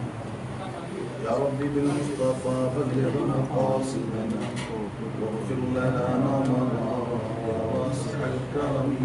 مولاي صل وسلم دائما أبدا على حبيبك خير الخلق كلهم. ഉസ്താദുമാരെ, പണ്ഡിതന്മാരെ, സഹോദരന്മാരെ, റബ്ബ് സുബ്ഹാനഹു വ തആല നമ്മൾ ഒരുമിച്ച് കൂടൽ സ്വാലിഹായ അമലായി സ്വീകരിക്കുന്നു. അല്ലാഹുവിന്റെ മുത്തനബിന്റെ മേൽ റബ്ബിന്റെ അടുക്കൽ ഖബൂലായ ഒരു അമലായി അല്ലാഹു ഏറ്റെടുക്കുമാറാകട്ടെ. സുദീർഘമായിട്ടൊരു പ്രഭാഷണത്തിന് എഴുന്നേറ്റ് നിന്നാൽ ഇവിടെ വന്നതിന് ശേഷം അല്പം പറയണം എന്ന് പറഞ്ഞപ്പോൾ എഴുന്നേറ്റ് മുത്തുനബിയെ കുറിച്ച് പറയാൻ ധാരാളമുണ്ട്. ലോകത്ത് എല്ലാ വസ്തുക്കൾക്കും ഒരു പര്യവസാനമുണ്ട്. അള്ളാഹുവിന്റെ സൃഷ്ടിപ്പിൽ, അള്ളാഹുവിന്റെ സൃഷ്ടി ലോകത്ത് ഒന്നുകൊണ്ട് തുടങ്ങിയാൽ ഒരെണ്ണം കൊണ്ട് അവസാനിക്കാത്ത ഒന്നും ഇല്ല. മൺതരികൾ പോലും എണ്ണിയാൽ തീരും, അതിനൊരു എണ്ണമുണ്ടാകും. എന്നാൽ എണ്ണിയാൽ ഒടുങ്ങാത്ത 3 വസ്തുക്കളാണ്. സൂഫിയാക്കളുടെ ഉലമാഇന്റെ അഭിപ്രായത്തിൽ 3 കാര്യങ്ങൾ, അത് ഒന്നുകൊണ്ട് നമ്പർ ഇട്ട് തുടങ്ങിയാൽ ഒരു എണ്ണം കൊണ്ട് അത് അവസാനിപ്പിക്കാൻ സാധ്യമല്ല. അതിലൊന്ന് പറഞ്ഞത് മഅരിഫത്തുല്ലാഹ്, അല്ലാഹുവിനെ കുറിച്ചുള്ള മഅരിഫത്ത്. അല്ലാഹുവിനെ കുറിച്ചുള്ള മഅരിഫത്ത് അത് ഒന്നുകൊണ്ട് തുടങ്ങിയാൽ ഒരു എണ്ണം കൊണ്ട് അവസാനിക്കാൻ സാധ്യമല്ല. ആ മഅരിഫത്ത് ലഭിച്ചവരാണ് അല്ലാഹുവിന്റെ ആരിഫീങ്ങൾ, അല്ലാഹുവിനെ അറിഞ്ഞവർ. ആരെങ്കിലും അവന്റെ നഫ്സിനെ അറിഞ്ഞാൽ അവൻ അല്ലാഹുവിനെ തിരിച്ചറിഞ്ഞു എന്ന് പറഞ്ഞാൽ, അല്ലാഹുവിന്റെ അടിമ ആരിഫീങ്ങൾ പല രൂപത്തിലാണ് മനസ്സിലാക്കിയത് എന്ന് പറഞ്ഞാൽ എല്ലാവരും ഒരേ പോയിന്റിലായിരിക്കണം എന്നില്ല. അത് അല്ലാഹുവിനെ കുറിച്ചുള്ള ജ്ഞാനം ഒന്നുകൊണ്ട് തുടങ്ങിയാൽ ഒരെണ്ണം കൊണ്ട് 1 കോടി അല്ലെങ്കിൽ കോടാനക്കോടി അങ്ങനെ ഒരു എണ്ണം കൊണ്ട് പര്യവസാനിപ്പിക്കാൻ സാധ്യമല്ല. രണ്ടാമതായിട്ട് ഉലമാകൾ നമ്മോട് പറയുന്നത് മദ്ഹുൻ നബി സ്വല്ലല്ലാഹു അലൈഹി വസല്ലം, മുത്തുനബി സ്വല്ലല്ലാഹു അലൈഹി വസല്ലം തങ്ങളെ കുറിച്ചുള്ള മദ്ഹ്. അത് 1 എന്ന് എണ്ണമിട്ട് തുടങ്ങിയാൽ ഒരു എണ്ണം കൊണ്ട് പര്യവസാനിപ്പിക്കാൻ സാധ്യമല്ല. ലോകത്ത് കാണുന്ന മൺതരികളെ, കടൽക്കരയിൽ കാണുന്ന മൺതരികളെ നമുക്കൊരു എണ്ണം കൊണ്ട് അവസാനിപ്പിക്കാൻ പറ്റുമെങ്കിൽ മദ്ഹുൻ നബി സ്വല്ലല്ലാഹു അലൈഹി വസല്ലം, അല്ലാഹുവിന്റെ റസൂലിന്റെ മദ്ഹ് ഒരെണ്ണം കൊണ്ട് അവസാനിപ്പിക്കാൻ സാധ്യമല്ല. അത്രയും വിശാലമാണ്. അത് ഉൾക്കൊണ്ടവർക്ക് മാത്രമേ അതിന്റെ ലദ്ദത്ത് അറിയുകയുള്ളൂ. ഒരു മനുഷ്യന്റെ ഖൽബിൽ റസൂലുള്ളാഹി സ്വല്ലല്ലാഹു അലൈഹി വസല്ലം തങ്ങളുടെ ഇഷ്കാണ് കയറി വരേണ്ടത്. ഇഷ്ക്, ആ ഒരു മഹബ്ബത്ത് കയറി വരണം. അങ്ങനെ കയറി വന്നാൽ അവനിക്ക് പിന്നെ ഈ ഭൂമി ലോകത്തൊന്നും പ്രശ്നമല്ല. ആഖിറത്തിൽ തീരെ ഇല്ല. അതില്ലാത്തതിന്റെ കുറവാണ് ഇന്ന് മുസ്ലിം ഉമ്മത്ത് അനുഭവിക്കുന്നത്. നേരത്തെ നമ്മുടെ ആചാരങ്ങളും അനുഷ്ഠാനങ്ങളും അതോട് ചേർന്നിട്ടായിരുന്നു. ഹബീബായ റസൂലുള്ളാഹി സ്വല്ലല്ലാഹു അലൈഹി വസല്ലം തങ്ങളെ നാം 1-ാം നമ്പറായി കണ്ടുകൊണ്ടായിരുന്നു നാം ജീവിച്ചത്, അല്ലെങ്കിൽ നമ്മുടെ ജീവിതം അങ്ങനെയായിരുന്നു. അതുകൊണ്ടാണ് ഒരു കുട്ടി ആദ്യമായിട്ട് പ്രസവിച്ചു കഴിഞ്ഞാൽ ബാങ്ക് കൊടുക്കണം എന്നൊക്കെ പറഞ്ഞു. പിന്നെ ഒരു രക്ഷിതാവിന്റെ ബാധ്യതയായിട്ട് എണ്ണുന്നത് ഒരു കുട്ടിക്ക് ആദ്യമായിട്ട് പഠിപ്പിക്കേണ്ടത് അല്ലാഹുവിന്റെ റസൂൽ സ്വല്ലല്ലാഹു അലൈഹി വസല്ലം തങ്ങളെ ശറഫാക്കപ്പെട്ട പേരാണ്. റസൂലുള്ളാഹിന്റെ പേര് പഠിപ്പിക്കൽ ബാധ്യതയാണ്. ആദ്യമായിട്ട് ഒരു കുട്ടിയെ പഠിപ്പിക്കുന്ന മുഹമ്മദ് സ്വല്ലല്ലാഹു അലൈഹി വസല്ലം, നബി സ്വല്ലല്ലാഹു അലൈഹി വസല്ലം തങ്ങളുടെ ഉപ്പയുടെ പേര്, നബി സ്വല്ലല്ലാഹു അലൈഹി വസല്ലം തങ്ങളുടെ ഉമ്മയുടെ പേര്, നബി സല്ലല്ലാഹു അലൈഹി വസല്ലം തങ്ങൾ ജനിച്ചത്, വഫാത്തായത്, ഇത് ഒരു കുട്ടിയെ പഠിപ്പിക്കണം. എന്നിട്ട് പടച്ചോനിലേക്ക് കയറാവൂ. അതുകൊണ്ട് തന്നെ 1-ാം ക്ലാസ്സിലൊക്കെ നമുക്ക് പണ്ടത്തെ കാലത്ത് അറിയാം, സമസ്ത കേരള ജംഇയ്യത്തുൽ ഉലമാ 1-ാം ക്ലാസ്സിലെ കുട്ടികൾക്ക് പഠിപ്പിച്ച ഒരു പാട്ടറിയാം അല്ലേ? എന്താ? നമ്മുടെ നബിയുടെ പേരെന്ത്, മുത്ത് മുഹമ്മദ് സ്വല്ലല്ലാഹ്. 1-ാം ക്ലാസ്സിലെ കുട്ടികൾ, ആ ചെറിയ മക്കൾക്ക് പഠിപ്പിച്ചിരിക്കണം മുത്തനബിയുടെ പേര് സ്വല്ലല്ലാഹു അലൈഹി വസല്ലം. അതിന്റെ ഗൗരവം, അതിന്റെ പ്രാധാന്യം നിങ്ങൾ മനസ്സിലാക്കിയതും. റസൂലുള്ളാഹി സ്വല്ലല്ലാഹു അലൈഹി വസല്ലം 1-ാം നമ്പറായി കണ്ടിരുന്നത് ധാരാളം ആയതില്ലേ? നമ്മുടെ നാടുകളിലൊക്കെ വയൽ നടക്കുന്നുണ്ട് ധാരാളം. നിങ്ങൾ ശ്രദ്ധിക്കണേ, ധാരാളം വയൽ നടക്കുന്നില്ലേ? എന്ത് വേണ്ടത്ര അതിന് ഫലപ്രാപ്തി കാണാത്തത്? എന്തുകൊണ്ട് ആ വയൽ ഉൾക്കൊള്ളാൻ സാധിക്കുന്നില്ല? കേവലം ഒരു മ്യൂസിക് സെന്റർ പോലെ, അതല്ലെങ്കിൽ അങ്ങനെ ആസ്വാദനമായിട്ട് എന്തുകൊണ്ട് മാറിത്തീരുന്നു? വയലിന്റെ കുറവ് കൊണ്ടാണോ? മനുഷ്യന്മാർ പണ്ടേത്തിനേക്കാളും കൂടുതൽ വയലിൽ സജീവമായിട്ട് കേൾക്കാൻ ഇപ്പോഴാണ്. അന്ന് 16 വയലായിരുന്നു. പക്ഷേ അന്നൊരു നിബന്ധന ഉണ്ടായിരുന്നു, അന്നൊരു നിർബന്ധമുണ്ടായിരുന്നു. അന്നത്തെ ഉലമാഇനി ബദ്ർ മുഴുവനും പാടി തീർന്നാൽ മാത്രമേ ആ സ്റ്റേജിലേക്ക് വായന കയറുകയുള്ളൂ. അതല്ലെങ്കിൽ ബറക്കത്തിന് വരികൾ, ബുർദയുടെ ആമിൻ തദക്കുരിജ് തുടങ്ങിയ ആ സുന്ദരമായ ഈരടികൾ പാടി തീർന്നാൽ മാത്രമേ ആ വായലിന്റെ സദസ്സിലേക്ക്, സ്റ്റേജിലേക്ക് വായനന്മാർ കയറാറുള്ളൂ. അതാണ് അതിന്റെ ഫലം. മുത്തുനബി സല്ലല്ലാഹു അലൈഹി വസല്ലം തങ്ങളുടെ പേരിൽ നല്ല സുന്ദരമായ ഇഷ്കിന്റെ വരികൾ ആലപിച്ചതിന് ശേഷം വഅദ് ആരംഭിക്കുക. എന്തുകൊണ്ട്? യാ റബ്ബി ബിൽ മുസ്തഫ ബല്ലിഗ് മഖാസിദനാ വഗ്ഫിർ ലനാ മാ മളാ യാ വാസിഅൽ കറമി. അത് പാടാതെ വഅദ് ഉണ്ടായിരുന്നില്ല, അത് ചൊല്ലാതെ വഅദ് ഉണ്ടായിരുന്നില്ല. ഇന്ന് അത് അസ്തമിച്ചിരിക്കുകയാണ്. പണ്ടത്തെ വഅദ് ആദ്യമായിട്ട് ആയത്ത് ഓതി കഴിഞ്ഞാൽ ഉടനെ ഒരു ഹദീസ് ഓതി മുത്തനബി സല്ലല്ലാഹു അലൈഹി വസല്ലം തങ്ങളുടെ മേൽ ബൈത്തുൻ ചൊല്ലിയാണ് വഅദ് ആരംഭിക്കുക. ആ വഅദ് മിനൽ ഖൽബി ഇലൽ ഖൽബ്, ഖൽബിൽ നിന്നും ഹൃദയത്തിൽ നിന്നും ഹൃദയത്തിലേക്ക് അങ്ങോട്ട് കടക്കുകയാണ്. അതില്ലാതെ പോയി. നാം ഒരു നബിദിനത്തിന് നമ്മളെല്ലാരും ഒരുമിച്ച് കൂടുന്നു, നമ്മളെല്ലാരും ആ മൗലിദ് കഴിക്കുന്നു, നമ്മളെല്ലാരും അതിന് വളരെ ആഘോഷമായിട്ട്. ഞാനൊന്ന് സത്യത്തിൽ പറയട്ടെ, മനസ്സ് തട്ടിയിട്ട് ഒരു വരി പാടിയാൽ നമ്മളുണ്ടോ? രക്ഷപ്പെടും.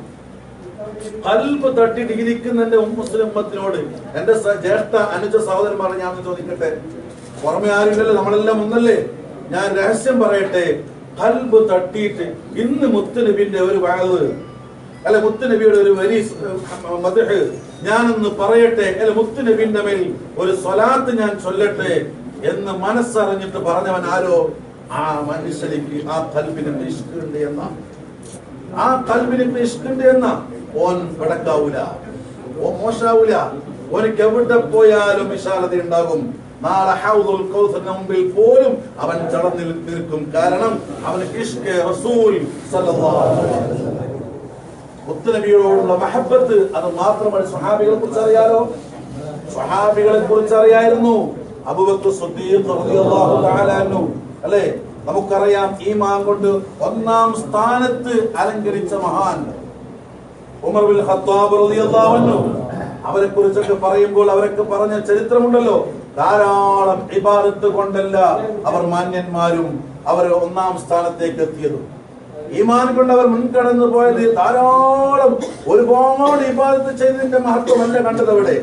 അവിടൊക്കെ കണ്ടത് ഇഷ്കായിരുന്നു, മുത്തുനബിയോടുള്ള മഹബത്തായിരുന്നു.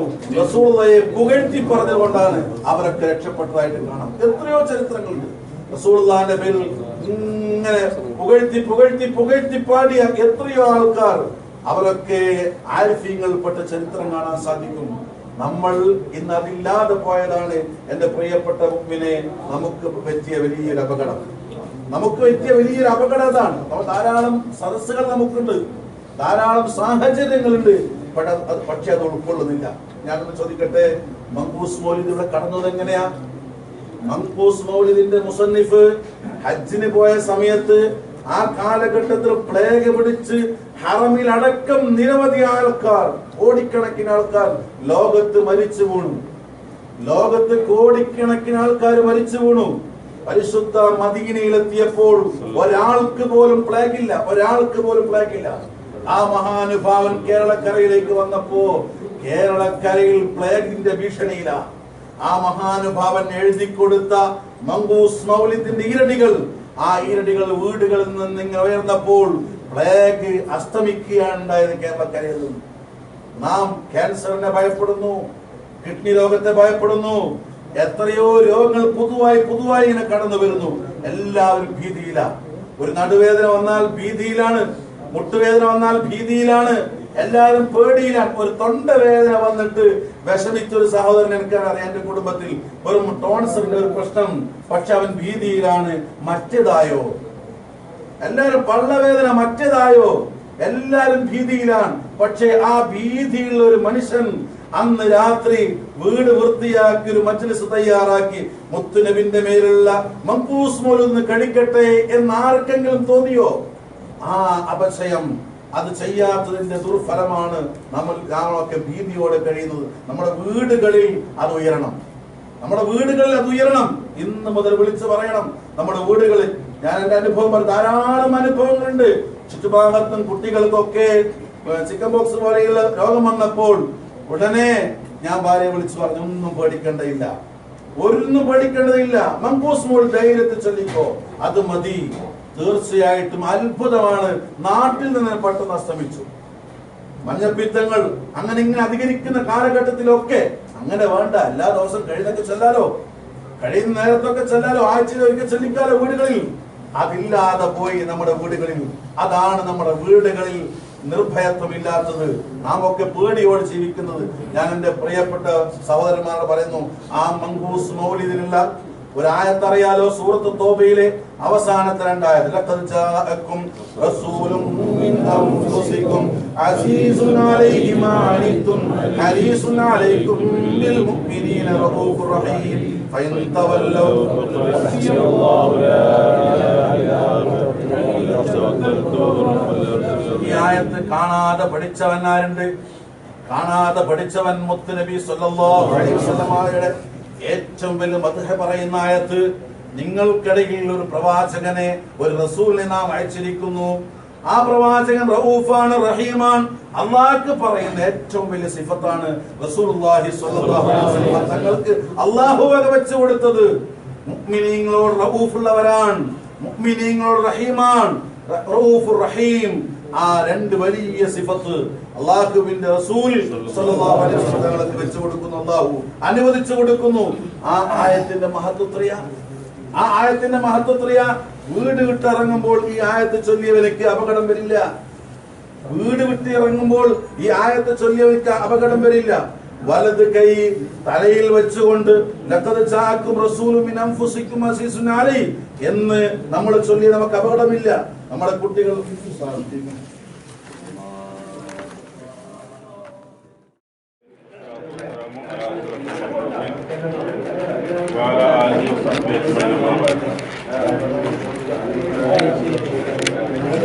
ആരംഭ റസൂലുള്ളാഹി സ്വല്ലല്ലാഹു അലൈഹി വസല്ലം തങ്ങളുടെ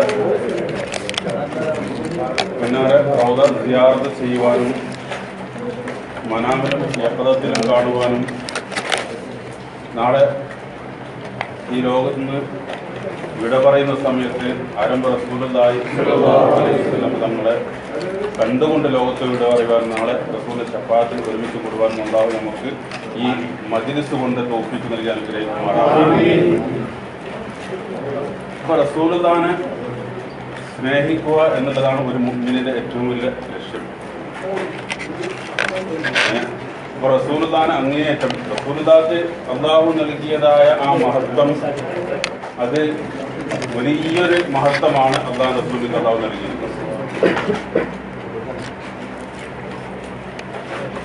അപ്പൊ ആ റസൂലുള്ളാഹിന്റെ ചര്യകൾ പിൻപറ്റിക്കൊണ്ട് നമ്മൾ ജീവിക്കുക എന്നുള്ളതാണ് ഒരു മുഅ്മിനിന്റെ ഏറ്റവും ലക്ഷ്യം. അപ്പോൾ ഒരാൾ യഥാർത്ഥ മുഅ്മിനാണെങ്കിൽ തന്നെ അല്ലാഹു റസൂൽ പറഞ്ഞതാണ്, സ്വന്തം ശരീരത്തെക്കാൾ, സ്വന്തം ശരീരത്തിന്റെ അപ്പുറത്തേക്ക് നബിയോടുള്ള ആ സ്നേഹം കടന്നു വന്നാൽ മാത്രമേ ഒരാൾ മുഅ്മിനാകാൻ സാധിക്കൂ. അതായത് സ്വഹാബത്തിന്റെയും അവിടുത്തെ ഖുലഫാ റാഷിദീൻ അതുപോലെ തന്നെ മറ്റുള്ള സ്വഹാബാത്തുകളുടെയും ജീവിതം മുഴുവനും അങ്ങനെയാണ്. ഒരു ചരിത്രമൊക്കെ നമുക്ക് പറഞ്ഞു കേൾക്കാൻ സൂറത്ത് വഫാത്തായ ഉടനെ സിദ്ദീഖ് റളിയല്ലാഹു അൻഹുവിലേക്ക് പോയിക്കൊണ്ട്, ഖലീഫയായപ്പോൾ സിദ്ദീഖ് റളിയല്ലാഹു അൻഹുവിലേക്ക് പോയിക്കൊണ്ട് പറഞ്ഞു, ഞാൻ മദീന വിട്ട് പോവുകയാണ്, ഇനി മദീനയിൽ എനിക്ക് നിൽക്കാൻ വേണ്ടി സാധിക്കൂല. കാരണം ചോദിച്ചപ്പോൾ പറഞ്ഞത്, എൻ്റെ റസൂലില്ലാത്ത മദീന, ഇനി ഈ മദീനയിൽ എന്നെ കൊണ്ട് നിൽക്കാൻ വേണ്ടി സാധ്യമല്ല. അപ്പോൾ സിദ്ദീഖ് റളിയല്ലാഹു അൻഹു പറഞ്ഞു, പറ്റൂല, ഈ മദീന വിട്ടുകൊണ്ട് നീ എവിടേക്കും പോകരുത് ബിലാലെ. രണ്ടാമത് ബിലാൽ റളിയല്ലാഹു അൻഹു സിദ്ദീഖ് അക്ബർ പറഞ്ഞു, എന്നാൽ ഞാൻ പോകുന്നില്ല, കാരണം നിങ്ങൾക്ക് എൻ്റെ മേൽ ഒരു അധികാരമുണ്ട്, കാരണം നിങ്ങളാണ് എന്നെ അടിമത്തത്തിൽ നിന്ന് മോചിപ്പിച്ചത്, അതുകൊണ്ട് നിങ്ങൾക്കൊരു അധികാരമുണ്ട്, അതുകൊണ്ട് എനിക്ക് പോകാൻ വേണ്ടി സാധിക്കൂല എന്ന് എഴുന്നേറ്റ് കൊണ്ട് സിദ്ദീഖ് റളിയല്ലാഹു അൻഹു പറഞ്ഞു, ബിലാലെ അങ്ങനെ പറയരുത്, അള്ളാഹ്ക്ക് വേണ്ടിയാണ് നിന്നെ ഞാൻ മോചിപ്പിച്ചത്, നിന്റെ ഇഷ്ടം പോലെ നിനക്ക് ചെയ്യാം. ബിലാൽ റളിയല്ലാഹു അൻഹു അവിടെ പറഞ്ഞ വാക്ക് അപ്പോൾ സിദ്ദീഖ് റളിയല്ലാഹു അൻഹു പെട്ടെന്ന് പറഞ്ഞു, എന്ത് അങ്ങനെ പറയ ബിലാലെ, നിന്നെ ഞാൻ മോചിപ്പിച്ചത് ഒരു ദുനിയവിന്റെ ഒരു കാര്യത്തിന് വേണ്ടിയല്ല, അള്ളാഹുവിന്റെ തൃപ്തിക്ക് വേണ്ടിയാണ്. അതുകൊണ്ട് ബിലാലെ, നിന്നെ ഞാൻ മദീനയിൽ പിടിച്ചു നിർത്താൻ വേണ്ടി സാധിക്കൂല, നിനക്ക് നിന്റെ ഇഷ്ടം പോലെ ചെയ്യാം. ആ മദീന വിട്ട് പോയി. അപ്പൊ അതാണ് അവരുടെ ആ സ്നേഹം. നമ്മൾ ഈ സ്വലാത്ത് ചെല്ലുന്നത് കൊണ്ട്, നമ്മൾ ചെയ്യുന്ന എല്ലാ സൽക്കർമ്മങ്ങൾ കൊണ്ടും റസൂലുള്ളാഹിന്റെ പദവികൾ ഉയർന്നുകൊണ്ടേയിരിക്കും. എന്നാലോ റസൂലുള്ളാഹിന്റെ പദവി അള്ളാഹു അങ്ങേയറ്റം ഉയർത്തിയിട്ടുണ്ട്. മദീന എന്ന് പറയുന്ന ഒരു അറിയപ്പെടാതെ, യസ്രിബ് എന്നുള്ള നാടും ആർക്കും അറിയപ്പെടാത്ത ഒരു നാടായിരുന്ന ആ മദീനയെ ഏറ്റവും ഷർഫാക്കി എന്തുകൊണ്ടാണ്? റസൂലുള്ളാഹിന്റെ ഹിജ്റ കൊണ്ട്, റസൂലുള്ളാഹി അങ്ങോട്ട് പോകൽ കൊണ്ട്. മക്ക ഇതിനേക്കാളും വലിയ സ്ഥലമാണല്ലോ. മക്ക ഏറ്റവും ഷറഫാക്കപ്പെട്ട സ്ഥലമാണ്. ഒരു നിസ്കാരത്തിലേക്ക് മദീനയിൽ വെച്ചുകൊണ്ട് നിസ്കരിക്കുന്നതിന്റെ നേരെ ഇരട്ടി പ്രതിഫലം, മദീനയിൽ വെച്ചുകൊണ്ട് ഖുർആൻ ഓതുന്നതിന്റെ അതിന്റെ നേരെ ഡബിൾ പ്രതിഫലമാണ് മസ്ജിദുൽ ഹറമിൽ, മസ്ജിദ് നബവിയേക്കാൾ മസ്ജിദുൽ ഹറമിൽ അല്ലാഹു നൽകി.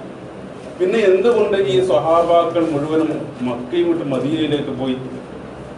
അതാണ് ഇത്തിബാഉ റസൂലുള്ളാഹി സ്വല്ലല്ലാഹു അലൈഹി വസല്ലം. റസൂലുള്ളാഹി പോയപ്പോൾ റസൂലുള്ളാഹിനെ പിൻപറ്റിക്കൊണ്ട് റസൂലുള്ളാഹിന്റെ ആ ശ്വാസത്തിനെ, റസൂലുള്ളാഹിന്റെ ആ ഒരു ചര്യയെ, റസൂലുള്ളാഹിയെ കാണുക, റസൂലുള്ളാഹിന്റെ കൂടെ ജീവിക്കുക, അതാണ് അവർക്ക് ഏറ്റവും വലുത്.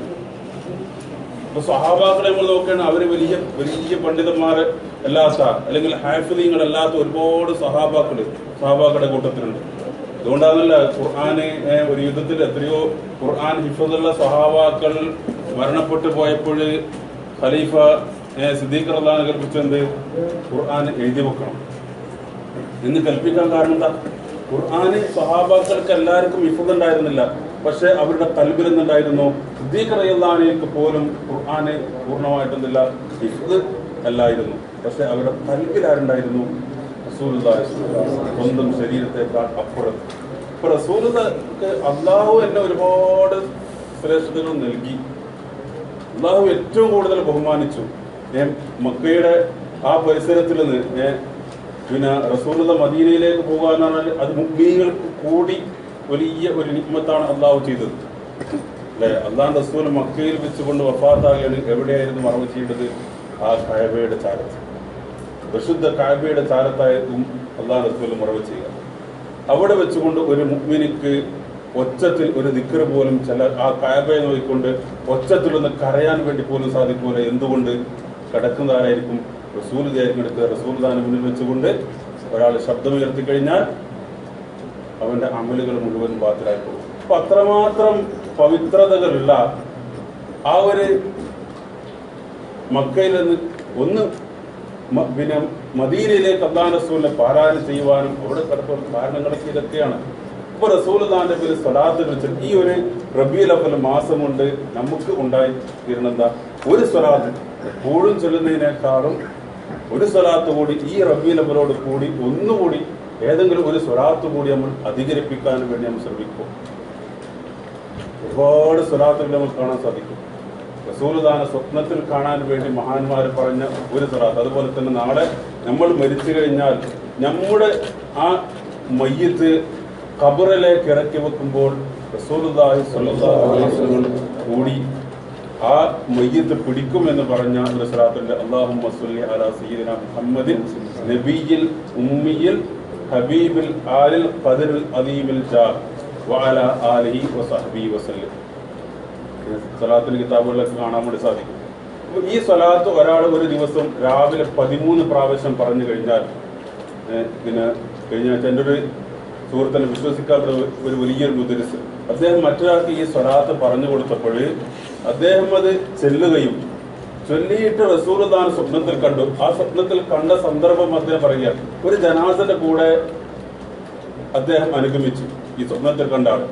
അപ്പോൾ ഖബറിന്റെ അടുത്തെത്തിയപ്പോൾ രണ്ട് ഭാഗത്തും പിന്നെ രണ്ടാളുകൾ ആ മയ്യത്തിന്റെ തലഭാഗത്തും കാൽഭാഗത്തും രണ്ടാളുകൾ പിടിച്ചിട്ടുണ്ട്. നടുഭാഗത്ത് റസൂലുള്ളാഹി തന്റെ ശറഫാക്കപ്പെട്ട കൈകൊണ്ട് താങ്ങിയിട്ട് ഖബറിലേക്ക് ഒരു മയ്യത്തിനെ ഇറക്കി വെക്കുന്നതായിക്കൊണ്ടാണ് അയാളെ സ്വപ്നത്തിൽ കണ്ടത്. ഈ സ്വലാത്ത് ചൊല്ലിയതിന്റെ കാരണം ഈ സ്വലാത്ത് പറഞ്ഞു കൊടുത്ത ഒരാളെ എന്നോട് പറഞ്ഞതാണ് ഈ സംഭവം. അപ്പൊ അത്രമാത്രം പവിത്ര. അപ്പൊ നമ്മൾ സ്വലാത്തുകൾ ചെല്ലുക, പിന്നെ ഒരുപാട് സ്വലാത്തുകൾ നമ്മുടെ വിശ്വാസം അതാണ്. നമ്മൾ വിശ്വസിച്ചുകൊണ്ട് ഒരുപാട് സ്വപ്നത്തിൽ കാണപ്പെടുന്ന ഒരുപാട് സ്വലാത്തുകൾ സാധിക്കും. അപ്പൊ അതൊക്കെ നമ്മൾ ചൊല്ലിയിട്ട് നമുക്ക് ഈ റബീഉൽ അവ്വൽ കൊണ്ട് നമുക്ക് റസൂലുള്ളാഹിനെ ഒരിക്കലെങ്കിലും ജീവിതത്തിൽ ഒരിക്കലെങ്കിലും സ്വപ്നത്തിലെങ്കിലും കാണാൻ സാധിക്കണം. എന്നാൽ നമ്മൾ രക്ഷപ്പെട്ടു. പിന്നെ അത് മുഖേന നമ്മുടെ ഈമാൻ എന്താവും വർദ്ധിക്കാൻ വേണ്ടി കാരണമായി തീരും. റസൂലുള്ളാഹിനെ കണ്ടു കഴിഞ്ഞാൽ പിന്നെ നമ്മുടെ ഈമാൻ എന്താവില്ല, പിന്നെ നമ്മൾ താഴോട്ട് പോകാൻ സാധിക്കൂല. അല്ലാഹു സുബ്ഹാനഹു വ തആല യഖദത്തിലും മനാമിലും ഒരുപാട് തവണ കാണുവാനുള്ള തൗഫീഖ് നൽകുമാറാവട്ടെ. മറാത്തം ബാദ മറാത്തായിക്കൊണ്ട് പുന്നാര റൗദ സിയാറത്ത് ചെയ്യുന്ന തൗഫീഖ് നൽകുമാറാവട്ടെ. ഈ മജ്ലിസിലേക്ക് ചീരണികളും മറ്റും നൽകിയവർക്ക് അർഹമായ പ്രതിഫലം അല്ലാഹു ദുനിയാവിലും ആഖിറത്തിലും നൽകി അനുഗ്രഹിക്കും.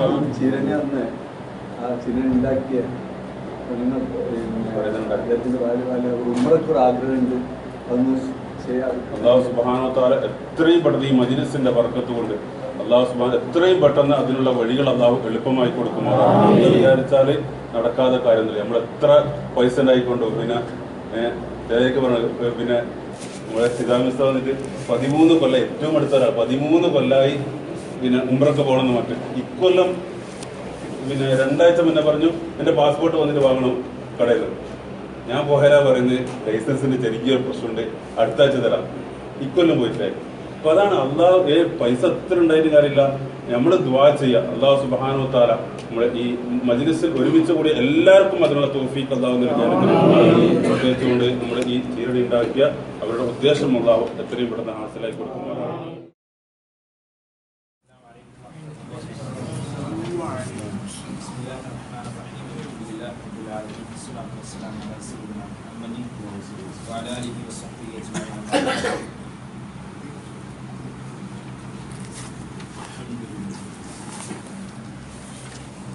بسم الله الرحمن الرحيم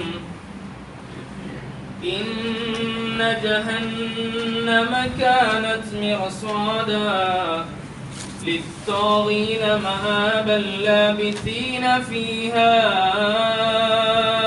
أحقابا لا يذوقون فيها بردا ولا شرابا إلا حميما وغساقا جزاء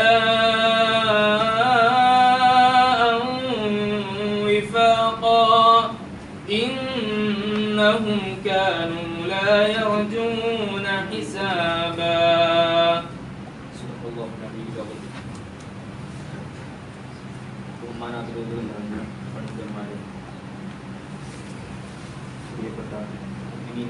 അല്ലാഹു തആല നമ്മുടെ ഈ സദസ്സ് സ്വാലിഹായ സൽക്കർമ്മമായി സ്വീകരിക്കട്ടെ.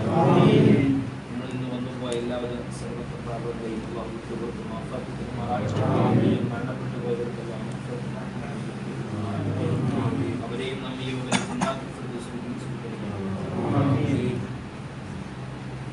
സുദീർഘമായി പ്രഭാഷണത്തിന് ഞാൻ കൊടുത്തിട്ടില്ല.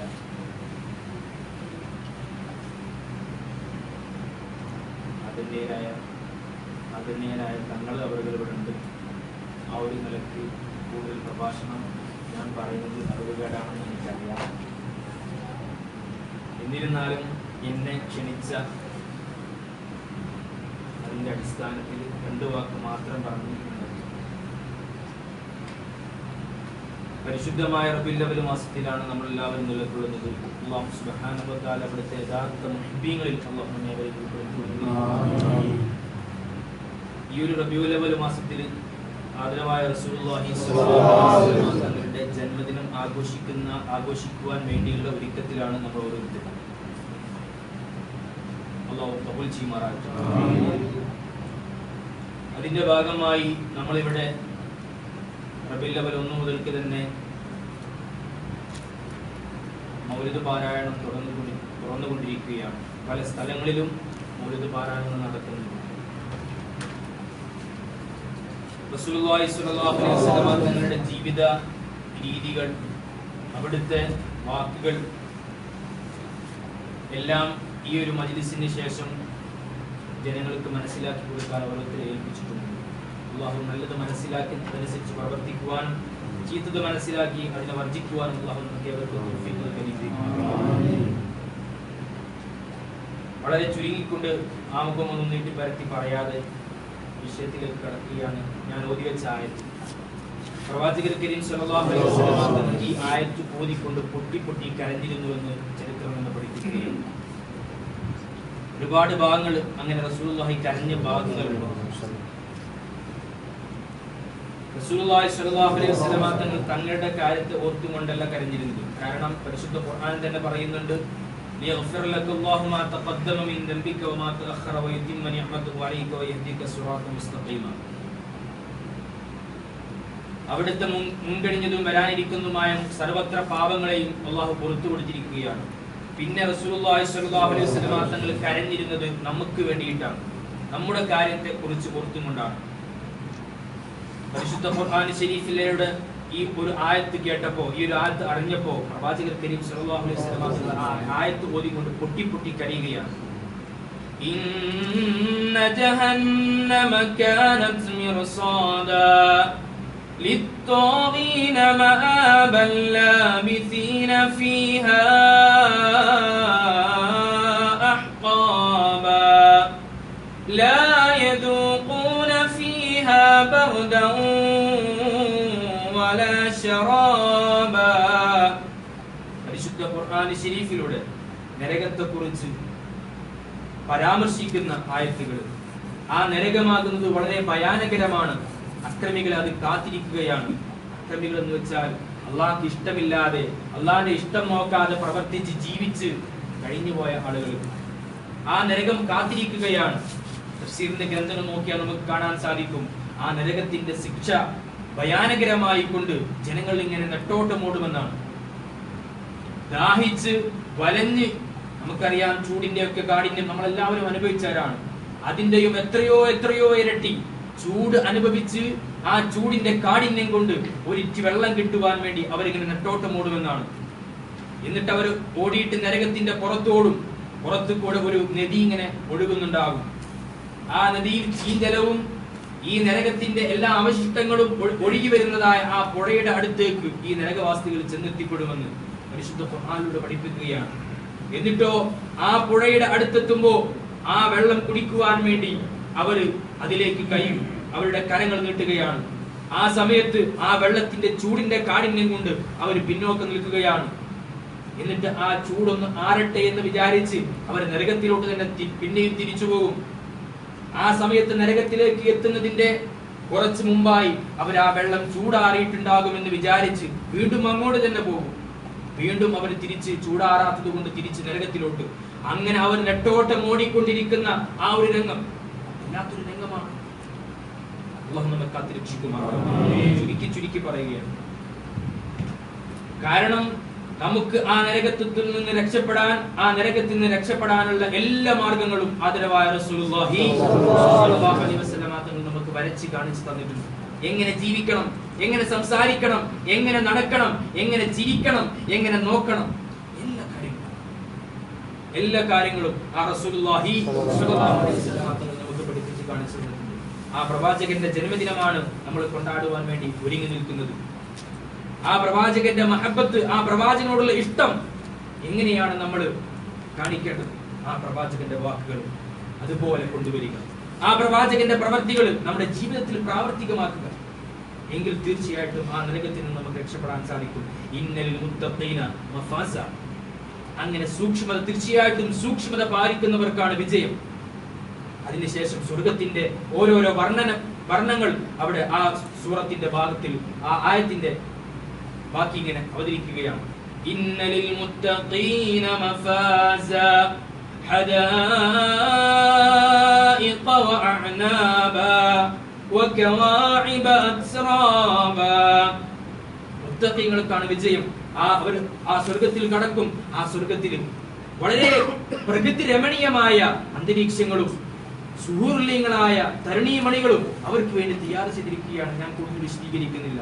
അങ്ങനത്തേതായ ഒരു സ്വർഗം കിട്ടാൻ ആ പ്രവാചകന്റെ ജീവിത ശൈലി, ആ പ്രവാചകന്റെ വാക്കുകൾ സ്വല്ലല്ലാഹു അലൈഹി വആലിഹി വസഹ്ബിഹി വസല്ലം, ആ പ്രവാചകനോടുള്ള ഇഷ്ടം നമ്മൾ അങ്ങനെയായിരിക്കണം കൊണ്ടുവരേണ്ടത് എന്ന് മാത്രം പറഞ്ഞുകൊണ്ട് നിർത്തുന്നു. വാഖിറു ദഅവാന അൽഹംദുലില്ലാഹി റബ്ബിൽ ആലമീൻ. السلام عليكم ورحمة الله وبركاته. بسم الله الرحمن الرحيم. الحمد لله رب العالمين. والصلاة والسلام على سيدنا محمد وعلى آله وصحبه أجمعين. بسم الله الرحمن الرحيم. وإذا سألك عبادي عني فإني قريب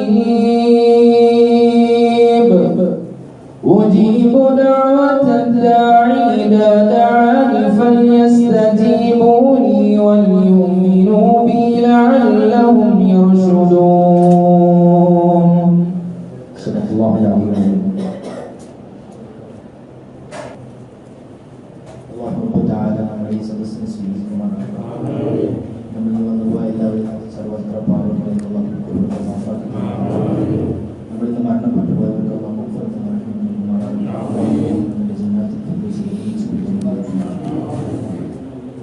ദീർഘമായി പ്രസംഗിക്കുന്നില്ല.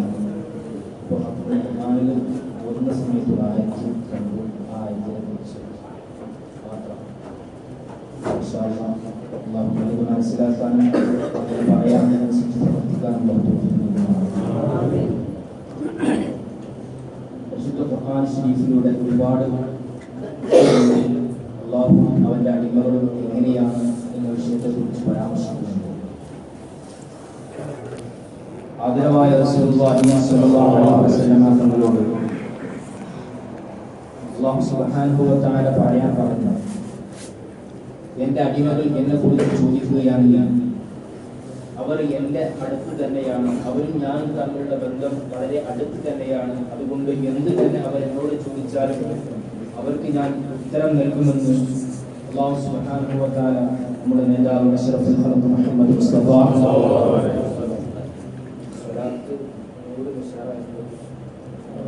മാസമാണ്. അതുകൊണ്ട് ആദരവായ പ്രവാചകൻ നബി മുഹമ്മദ് മുസ്തഫ സല്ലല്ലാഹു അലൈഹി വസല്ലമ തങ്ങളോട് അല്ലാഹു സുബ്ഹാനഹു വ തആല പറയുകയാണ്, നമുക്കൊക്കെ ഒരുപാട് പ്രശ്ന പ്രയാസ പ്രതിസന്ധികളുള്ള ആളുകളാണ്. ഈ ഒരു സമയത്ത് നമുക്ക് ചോദിക്കാൻ, നമ്മുടെ സങ്കടങ്ങൾ, നമ്മുടെ വിഷമങ്ങൾ പറയാൻ ഏറ്റവും ഉത്തമമായ ഒരു മാർഗം അല്ലാഹുവിനോട് ചോദിക്കുക. ആ വിഷമം തീർന്നു കിട്ടാൻ, എന്തൊരു പ്രശ്നത്തിലേക്ക് പരിഹാരം കിട്ടാനും അല്ലാഹുവിനോട് പറയുക. അല്ലാഹു അത്രയും അടുത്താണ് അടിമകളുമായിട്ടെന്ന് ആദരവായ പ്രവാചകൻ നബി മുഹമ്മദ് മുസ്തഫ സല്ലല്ലാഹു അലൈഹി വസല്ലം തങ്ങൾ പറയുകയാണ്, വഇദാ സഅലക ഇബാദി അന്നി ഫഇന്നി ഖരീബ് ഉജീബു ദഅവത ദാഇ ഇദാ ദഅാനി ഫൽയസ്തജീബൂ ലി വൽയുമിനൂ ബി ലഅല്ലഹും യർശുദൂൻ. എന്റെ അടിമകൾ എന്നെ കുറിച്ച് ചോദിക്കുകയാണെങ്കിൽ അവരോട് അങ്ങ് പറയണേ, അവരോട് നബിയെ അങ്ങ് പറയണേ, അവരോട് ഞാൻ ഏറ്റവും അടുത്താണ്. അവരോട് അവർ എന്നോട് ദുആ ചെയ്തു കഴിഞ്ഞാൽ അപ്പോൾ തന്നെ അവർക്ക് ഞാൻ ഉത്തരം നൽകുമെന്ന് പ്രവാചകൻ കരീം നബി മുഹമ്മദ് മുസ്തഫ സല്ലല്ലാഹു അലൈഹി വസല്ലം തങ്ങൾ പറയുകയാണ്, നമുക്ക് ചോദിക്കാനാണ് മടി. നമ്മൾ ആരാണ് അല്ലാഹുവിനോട് ചോദിക്കുന്നത്? ആർക്കാണ് ചോദിക്കാൻ സമയമുള്ളത്? നമ്മൾ നെട്ടോട്ട് ഓടുകയാണ്. നമ്മുടെ പ്രശ്നങ്ങൾ, പ്രയാസങ്ങൾ നമ്മുടെ മറ്റുള്ള ആളുകളുമായി നമ്മൾ തീർത്തുകൊണ്ട് നമ്മൾ നെട്ടോട്ട് ഓടുകയാണ്. നമ്മുടെ ജീവിതത്തിന് അറ്റമില്ല എന്ന് കരുതിക്കൊണ്ട് നമ്മൾ നെട്ടോട്ട് ഓടുകയാണ്. ഒരു സമയത്ത് മരിക്കാനുണ്ട്, ഒരു സമയത്ത് മരണം വരാനുണ്ട് എന്ന് ഓർമ്മയുണ്ടോ നമുക്ക്? അല്ലാഹുവിന്റെ പ്രവാചകൻ പറയുകയാണ്, ആ മരണമാസന്നമാകുന്ന സമയത്ത് 4 കാര്യം ചെയ്തു കഴിഞ്ഞാൽ നിങ്ങൾക്ക് രക്ഷയുണ്ട്. ആ 4 കാര്യം മാത്രം പറഞ്ഞുകൊണ്ട് ഞാൻ നിർത്താം. അല്ലാഹു തൗഫീഖ് നൽകുമാറാകട്ടെ. ഖബറാകുന്ന ജീവിതം അത് വല്ലാത്തൊരു ജീവിതമാണ്. അല്ലാഹുവിന്റെ പ്രവാചകൻ പഠിപ്പിക്കുകയാണ് സ്വഹാബത്തെ കിറാമിനിക്ക്. ഖബർ നമ്മോട് പറയുകയാണ്, അനദുലും അനബൈതുലും, ഞാൻ ഇരുട്ടിന്റെ വീടാണ്. അല്ലാഹുവിന്റെ പ്രവാചകൻ പഠിപ്പിക്കുകയാണ്, ഖബർ നമ്മോട് പറയുകയാണത്രേ, ഞാൻ ഇരുട്ടിന്റെ വീടാണ്. ആ ഇരുട്ടിന്റെ വീട്ടിലേക്ക് നിങ്ങൾ വരുമ്പോ, അതിലേക്ക് വരുന്ന സമയത്ത് നിങ്ങൾ വെളിച്ചത്തിനായി എന്തെങ്കിലും കൊണ്ടുവരണേ എന്ന് പ്രവാചകർ കരീം നബി മുഹമ്മദ് മുസ്തഫ സല്ലല്ലാഹു അലൈഹി വസല്ലം സ്വല്ലു അലൻ നബിയിൽ മുസ്തഫ സല്ലല്ലാഹു അലാ മുഹമ്മദ് സല്ലല്ലാഹു അലൈഹി വസല്ലം സല്ലല്ലാഹു അലാ മുഹമ്മദ് സല്ലല്ലാഹു അലൈഹി വസല്ലം സല്ലല്ലാഹു അലാ മുഹമ്മദ് യാ റബ്ബി സല്ലി അലൈഹി വസല്ലം. പ്രവാചകൻ പറയുകയാണ്, ഖബർ ഇരുട്ടിന്റെ വീടാണ്. ആ ഇരുട്ടിന്റെ വീട്ടിലേക്ക് പോകുമ്പോ നമ്മളൊന്ന് സങ്കല്പിച്ചു നോക്ക്, നമ്മുടെ പുരയിൽ ഇരുട്ടാണ്, നമ്മുടെ ദുന്യവിയായ ലോകം മുഴുവൻ ഇരുട്ടാണെങ്കിൽ നമ്മൾ എങ്ങനെ പുറത്തിറങ്ങും? നമ്മൾ എങ്ങനെയാണ് ജീവിക്കുക? അതേ ഒരു സമയത്ത് നമ്മളുടെ യഥാർത്ഥ വീടായ ഖബറാകുന്ന വീട് ഇരുട്ടിന്റെ വീടാണ്. ആ വീട്ടിലേക്ക് പോകുമ്പോൾ നിങ്ങൾ വെളിച്ചം കൊണ്ടുപോകണേ എന്ന് അഷ്റഫുൽ ഖൽഖ് നബി മുഹമ്മദ് മുസ്തഫ എന്താണെന്നറിയുമോ? ആ വെളിച്ചം എന്താണെന്നറിയുമോ? നമുക്ക് ഇവിടെ സമ്പാദിക്കാൻ പറ്റുന്ന കാര്യമാണ്. നിങ്ങൾ ചെയ്യോ ഇല്ലേ? ചെയ്യുന്ന ആളുകൾ കൊണ്ട് കൈകൊണ്ടിട്ട് ഞാൻ പറഞ്ഞു തന്നാൽ ആ വെളിച്ചം നിങ്ങൾ കൊണ്ടുപോകും. അള്ളാഹുവിൽ പൊക്കിയ കരങ്ങളെ കൊണ്ട് ആ അള്ളാഹുവിന്റെ പ്രവാചകൻ കൈകൊണ്ട് കൊടുക്കുന്ന ആ ഹൗദുൽ കൗസർ വാങ്ങി കുടിക്കാൻ തൗഫീഖ് നൽകുമാറാകട്ടെ. എന്താണെന്ന് അറിയുമ്പോൾ വളരെ നിസ്സാരമായ കാര്യം.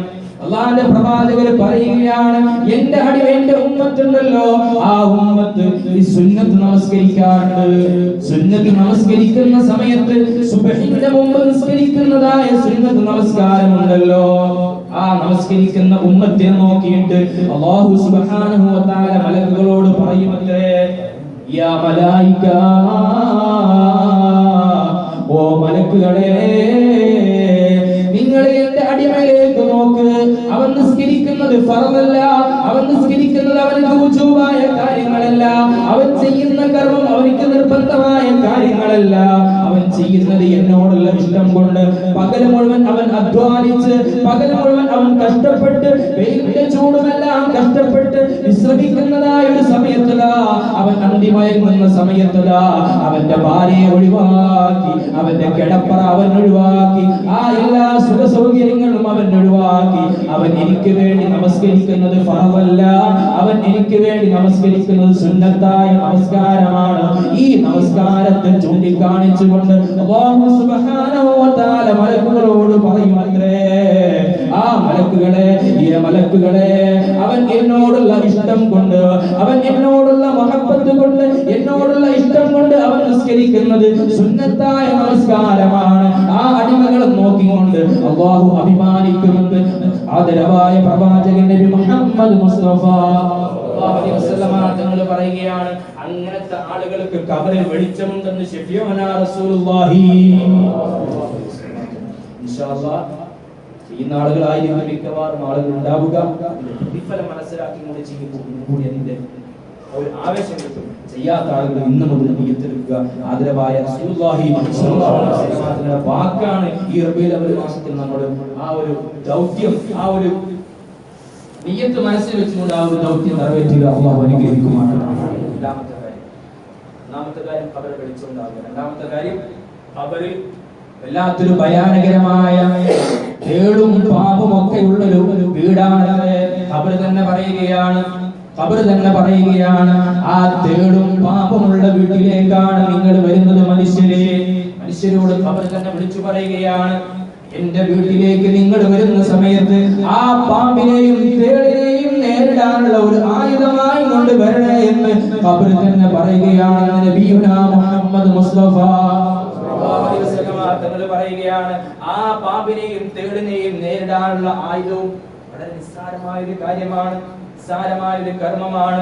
ആ കർമ്മം നമ്മുടെ ജീവിതത്തിൽ പ്രാവർത്തികമാക്കി കഴിഞ്ഞാൽ ആ പാമ്പിനെയും തേടിനെയും നേരിടാനുള്ള ആയുധം നമ്മുടെ കൈവശമുണ്ടാകും. അല്ലാഹു അനുഗ്രഹിക്കുമാറാകട്ടെ. എന്താണെന്നറിയോ, ഏതൊരു കാര്യം ചെയ്യുമ്പോഴും ഏതൊരു പ്രവർത്തനം ചെയ്യുമ്പോഴും ബിസ്മില്ലാഹിർ റഹ്മാനിർ റഹീം, ബിസ്മില്ലാഹിർ റഹ്മാനിർ റഹീം എന്ന് ചൊല്ലിക്കഴിഞ്ഞാൽ, ഏതൊരു കാര്യം ചെയ്യുമ്പോഴും ആ ബിസ്മി ചൊല്ലിക്കഴിഞ്ഞാൽ തീർച്ചയായിട്ടും അവന് തേടിനോടും പാമ്പിനോടും നേരിടാനുള്ള ആയുധമാണെന്ന് ശഫീഉനാ റസൂലുള്ളാഹി. മൂന്നാമത്തെ കാര്യം ഖബറാകുന്ന വീട്ടിൽ ഖബർ പറയുകയാണ്, അനവഹദാ, എന്റെ വീട്ടിൽ നിങ്ങൾ തനിച്ചായിരിക്കും. ആ തനിച്ചാകുന്ന ഒരു സമയത്ത് നിങ്ങൾക്ക് കൂട്ടുകാരൻ വേണ്ടയോ? ആ കൂട്ടുകാരൻ മറ്റാരുമല്ല, പരിശുദ്ധ ഖുർആനാണ്, നബിയുനാ മുഹമ്മദ് മുസ്തഫ. അതുകൊണ്ട് ഇന്ന് മുതൽക്ക് തന്നെ ഖുർആൻ പാരായണം ചെയ്യുവിൻ മുഅ്മിനീങ്ങളെ. നിങ്ങൾ ഓരോരുത്തരും ചെയ്യുന്നവരായിരിക്കും. അല്ലാഹു ഖബൂൽ ചെയ്യുമാറാകട്ടെ. ആ ദിവസത്തിൽ എത്ര തിരക്കുണ്ടെങ്കിലും ഒരു ദിവസം എത്ര നമ്മൾ കണക്ക് വെച്ചിട്ട് ഖുർആൻ പാരായണം ചെയ്യണം. നമ്മുടെ ഗ്രന്ഥമാണ് പരിശുദ്ധ ഖുർആൻ. ആ ഖുർആൻ പഠിക്കാൻ നമ്മൾ തയ്യാറാകണം. ഇംഗ്ലീഷ് ഉസ്താദ് ബഷീർ ബാക്കി ഉസ്താദ് എല്ലാ തിങ്കളാഴ്ചയും ഖുർആൻ ക്ലാസ് അവിടെ വെച്ച് നടത്തുകയാണ്. അറിയാത്ത ആളുകളുണ്ടെങ്കിൽ എല്ലാ ആളുകളും ആ ഖുർആൻ ക്ലാസ് നടത്തിപ്പെടുക. അല്ലാഹു തൗഫീഖ് നൽകുമാറാകട്ടെ. ഖുർആൻ പഠിച്ച് അതിന് നിയമം അനുസരിച്ചുകൊണ്ട് ഖുർആൻ പാരായണം ചെയ്യുക. തീർച്ചയായിട്ടും ആ ഖുർആൻ ഖബറിലേക്ക് കൂട്ടുകാരനായി വരുന്ന ശഫീഉനാ റസൂലുള്ളാഹി. നാലാമത്തെ കാര്യം, ഖബറാകുന്ന വീട്ട് മണ്ണാണ് പോൽ. ആ മണ്ണിലേക്ക് നിങ്ങൾ ഇപ്പോ കിടക്കുന്ന മെത്തയൊന്നും ഉണ്ടാവൂല. നിങ്ങൾക്ക് മെത്ത വേണോ? മെത്തയേക്കാൾ സുഖമുള്ളത് വേണോ? അതിന് നിങ്ങൾ എന്ത് ചെയ്യണം? സ്വതക്ക കൊടുക്കണമെന്ന് മുഹമ്മദ് മുസ്തഫ.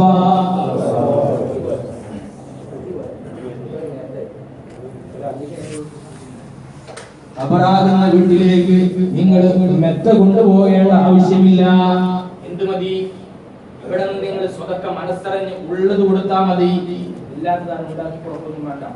കയ്യിൽ എന്താണോ ഉള്ളത് അത് മനസ്സറിഞ്ഞുകൊണ്ട് നല്ല നീയത്തോട് കൂടി കൊടുത്തു കഴിഞ്ഞാൽ അപരാധന്ന വീട്ടിൽ ഇപ്പൊ നമുക്ക് കിട്ടുന്ന മെത്തയേക്കാൾ ഉഷാറുള്ള മെത്ത, ഭംഗിയുള്ള മെത്ത, ഇതിനായിട്ടുള്ള മെത്ത അല്ലാഹു സുബ്ഹാനഹു വ തആല പ്രദാനം ചെയ്ത് തരുമെന്ന് മുഹമ്മദ് മുസ്തഫ.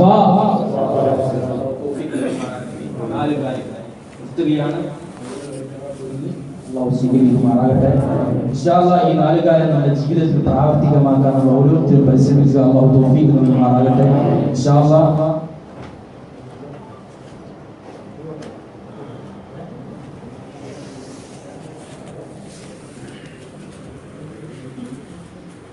അല്ലാഹ് ഈ നാല് കാര്യങ്ങൾ നമ്മൾ ഓരോരുത്തരും ആദരവായ റസൂലുള്ളാഹി സ്വല്ലല്ലാഹു അലൈഹി വസല്ലം തങ്ങളുടെ വാക്കാണ് എന്ന്